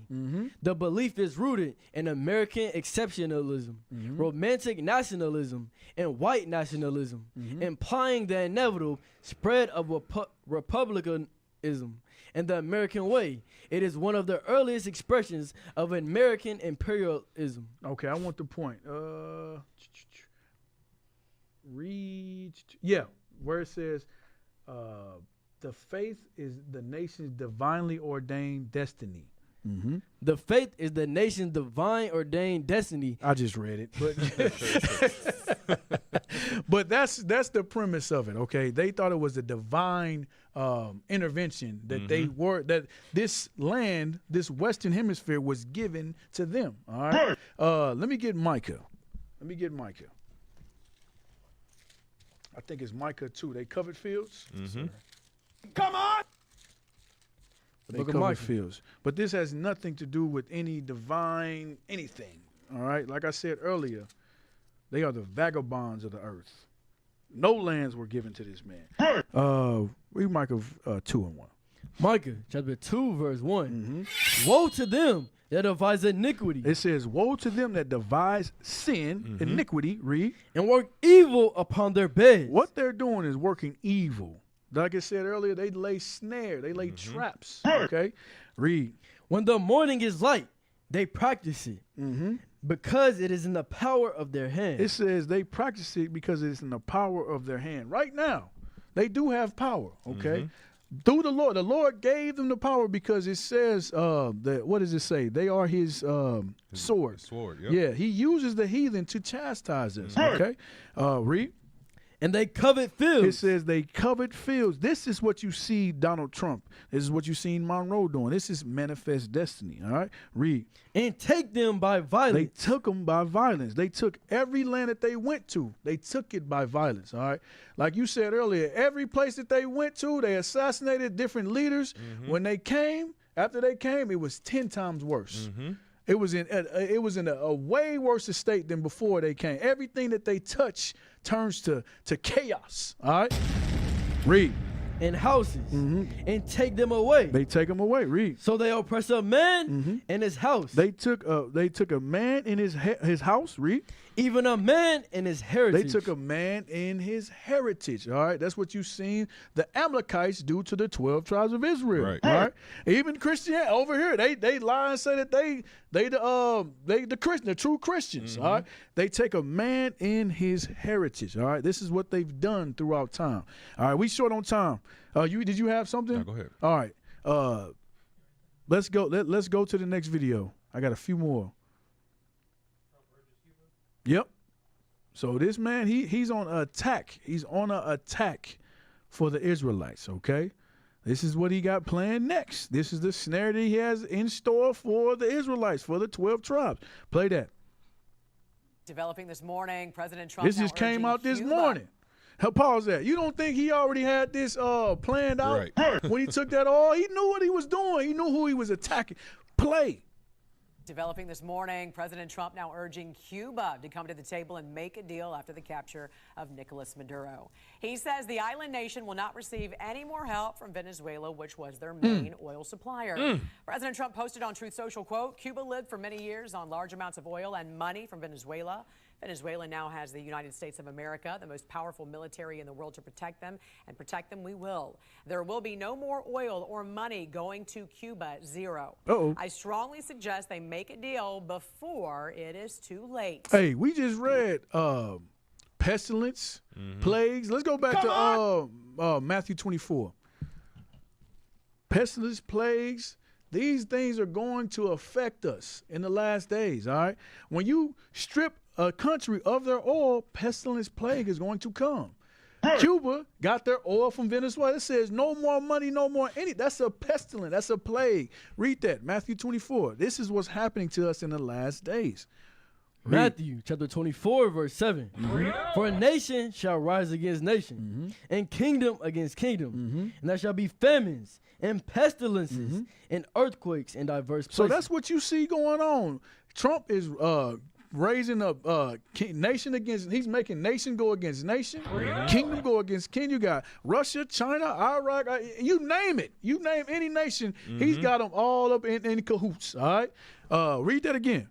For a nation shall rise against nation. Nation is rising against nation right now. Read. And kingdom against kingdom. There's different kingdoms going against each other. Read. And there shall be famines and pestilences and earthquakes in diverse places. You're going to see famines and pestilence mainly among our people. Mainly the so-called tribe of, the tribe of Manasseh, who are the so-called Cubans. All right. You got the Venezuelans, who are Asher. You got the Mexicans. He going up through there. That's the tribe of Issachar. Okay. Mainly our people. Is it more? all these sorrows, all these are the beginning of sorrows. These are the beginning of what we seeing happening is the beginning of sorrows. All right, let's go back. I got a few more. Yep, play that. This is what's going. Did we finish this? All right, let's play that. We're talking to Cuba, and you'll find out pretty soon. And one of the things I want taken care of, and one of the groups I want taken care of, are the people that came from Cuba that were forced out or left under duress, and they're great citizens of the United States right now.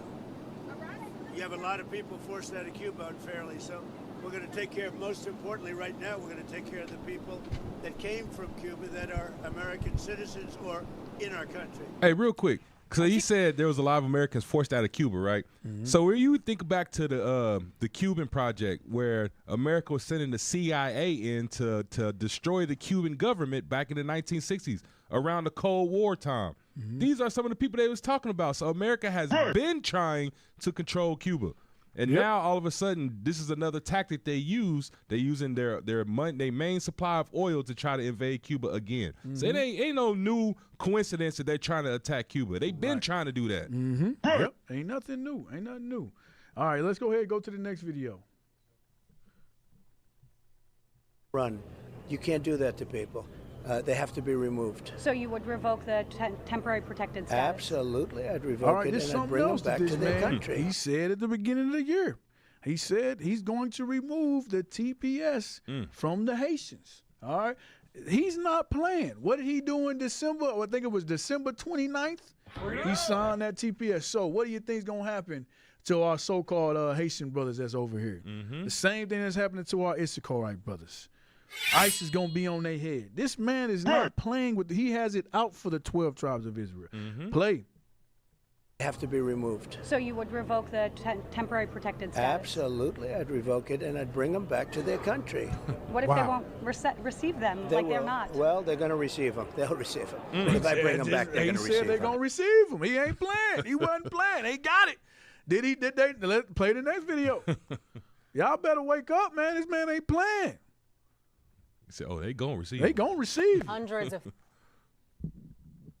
thousands of Haitians in the United States. President Trump announcing their temporary protective status will be revoked next year. The Department of Homeland Security put out a federal notice saying Haiti no longer meets the statutory requirements for temporary protected status, and that allowing Haitian nationals to remain temporarily in the United States is inconsistent with U.S. national interest. Hundreds of thousands. That's it? Yeah, so he went and he signed that thing. This was in December. He said months ago, oh, they going to receive that paperwork. It's going to happen. They going to get up out this country. This man ain't playing with y'all, I'm telling you. But our people, I'm telling you, we need it. We need it because we don't understand until we get some type of affliction. And that's what you see going on. Our people are being afflicted, and that's when they come back and they seek the Lord. They seek the Lord in their affliction. Let me get that in Hosea. I know you know where it's at, Hosea. Read that. And then cue up the next video. The book of Hosea, chapter 5, verse 15. Come on! I will go and return to my place till they acknowledge their offense. The Lord said he's going to return to his place until we acknowledge our offense. How are we going to acknowledge our offense? Because when everything good, we don't acknowledge nothing. But as soon as something hit the wall, what do they call it? Hit the fan. Yep. All right, read. And seek my face. And their affliction. In your affliction, what you see going on in Venezuela, what's going to come into Mexico, what's coming to North Central South America, and through the islands is what? In their, read. In their affliction. It's affliction. All right, read. They will seek me early. We will seek the Lord early. This must happen. All right. We're going to have a lot of people waking up. A lot of people waking up. We in these last days because we're being afflicted. And we're looking for something. We're going to look for someone to redeem us. And the only one that can redeem us is Christ. Jesus Christ, the black Messiah. All right. Is there more videos? All right. Let's just play a few. Let's just play two more. This is some more of the affliction that's been going on. New at 6, members of the Haitian American community say they are taking action against the Trump administration's decision. Ain't no action you can take against the Trump administration. He signed that paper. Right. You being afflicted. Go ahead and play the next video. It's coming. All right. The next action you need to take is coming back to God's laws, statutes, and commandments. All right? Play that. This is something else Trump's been doing. But he wants to call every other leader a dictator. Right, and terrorist. A terrorist. Since this man has come into office in 2025, black and Hispanics have been going through it. This is the true dictator. All right? Play that. Leave me alone! Video obtained by CNN shows federal agents wearing ice vests chasing a woman back to her home. You got ICE agents hopping out in Louisiana, hopping out on citizens, trying to hem them up in a country that was given to them. All right? Play the next one. From here? What's here? You got ICE hopping out on a sister in Chicago. Trying to hem her up at Walmart. Can't even shop. These are the curses of Deuteronomy 28. Play the next video. We can keep talking. Y'all know what's going on in Minneapolis right now. They say they going door to door, knocking down doors.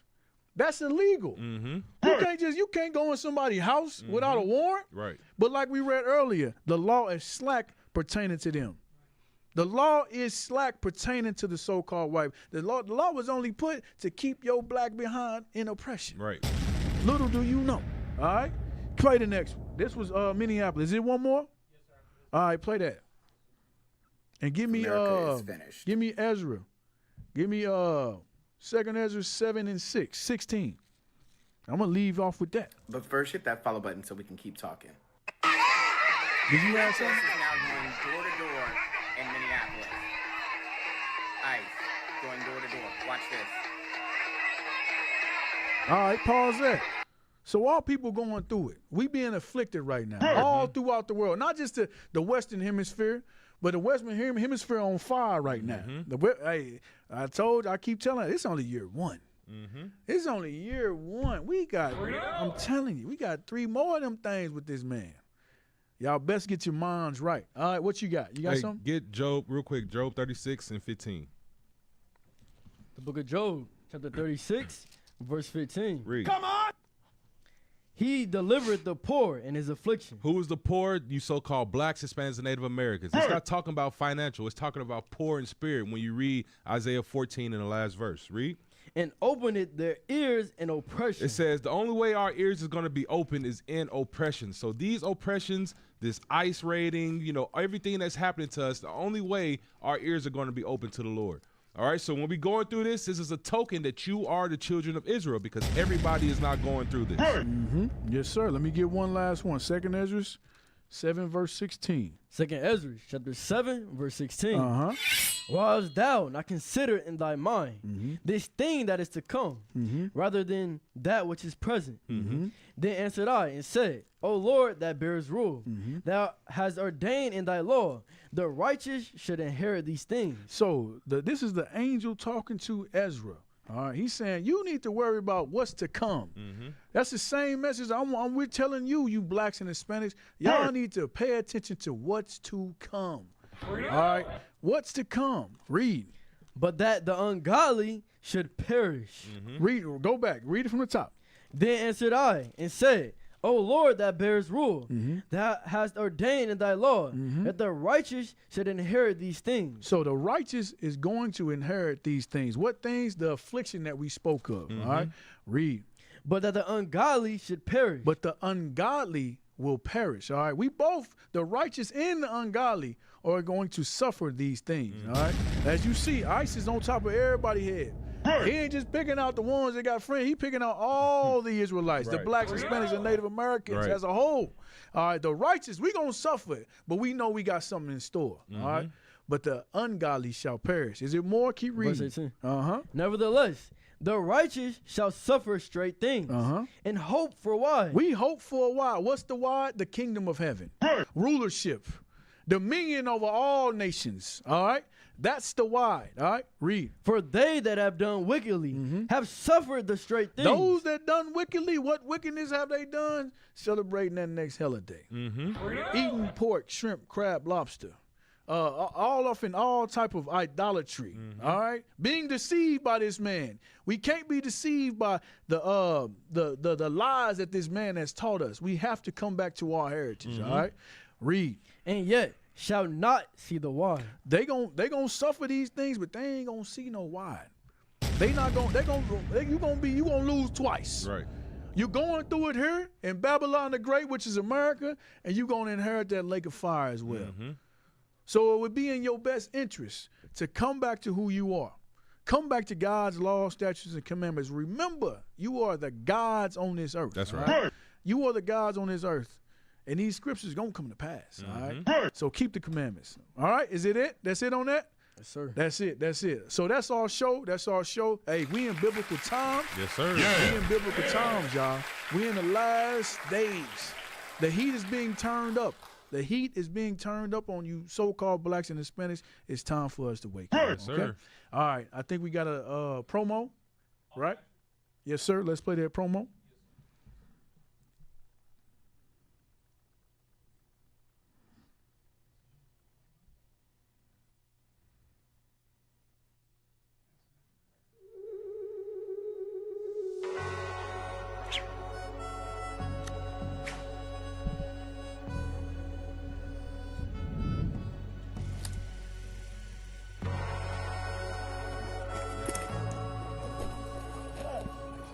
He's original royalty. Stop.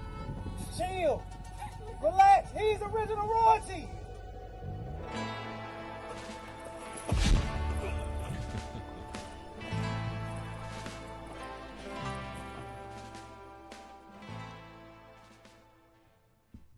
All right. So to get in. I gotta chill. He's original royalty. Let's do it again. Do it again. But that was.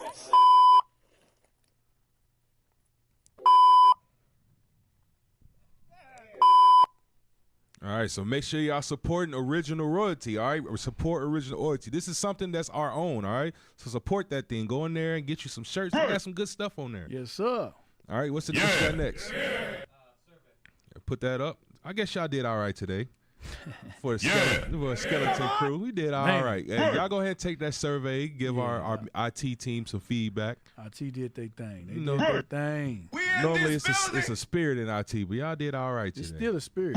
It's still a spirit there. All right, what we got next? All right, like I said, subscribe. All right, we got a lot of good stuff coming out. All right, so make sure y'all subscribing to IUIC Kansas City on all social media platforms. Yes, sir. Yes, sir. Next. Yeah, the QR up this side. Where you go?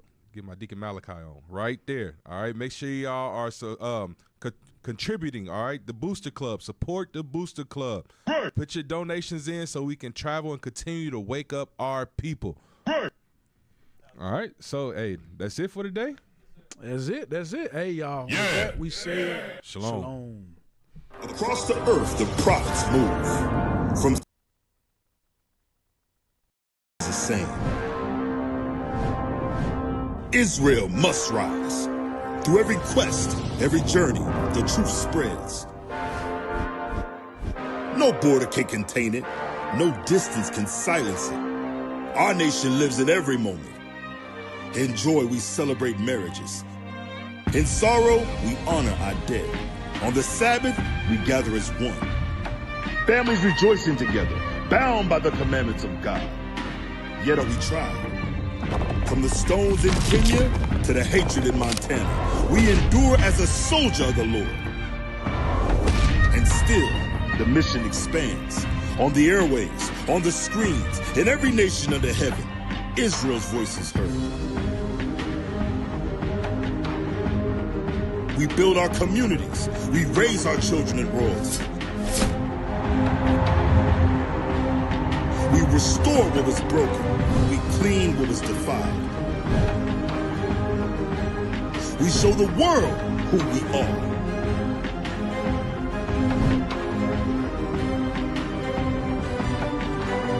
This is Israel united in Christ. Nation in motion.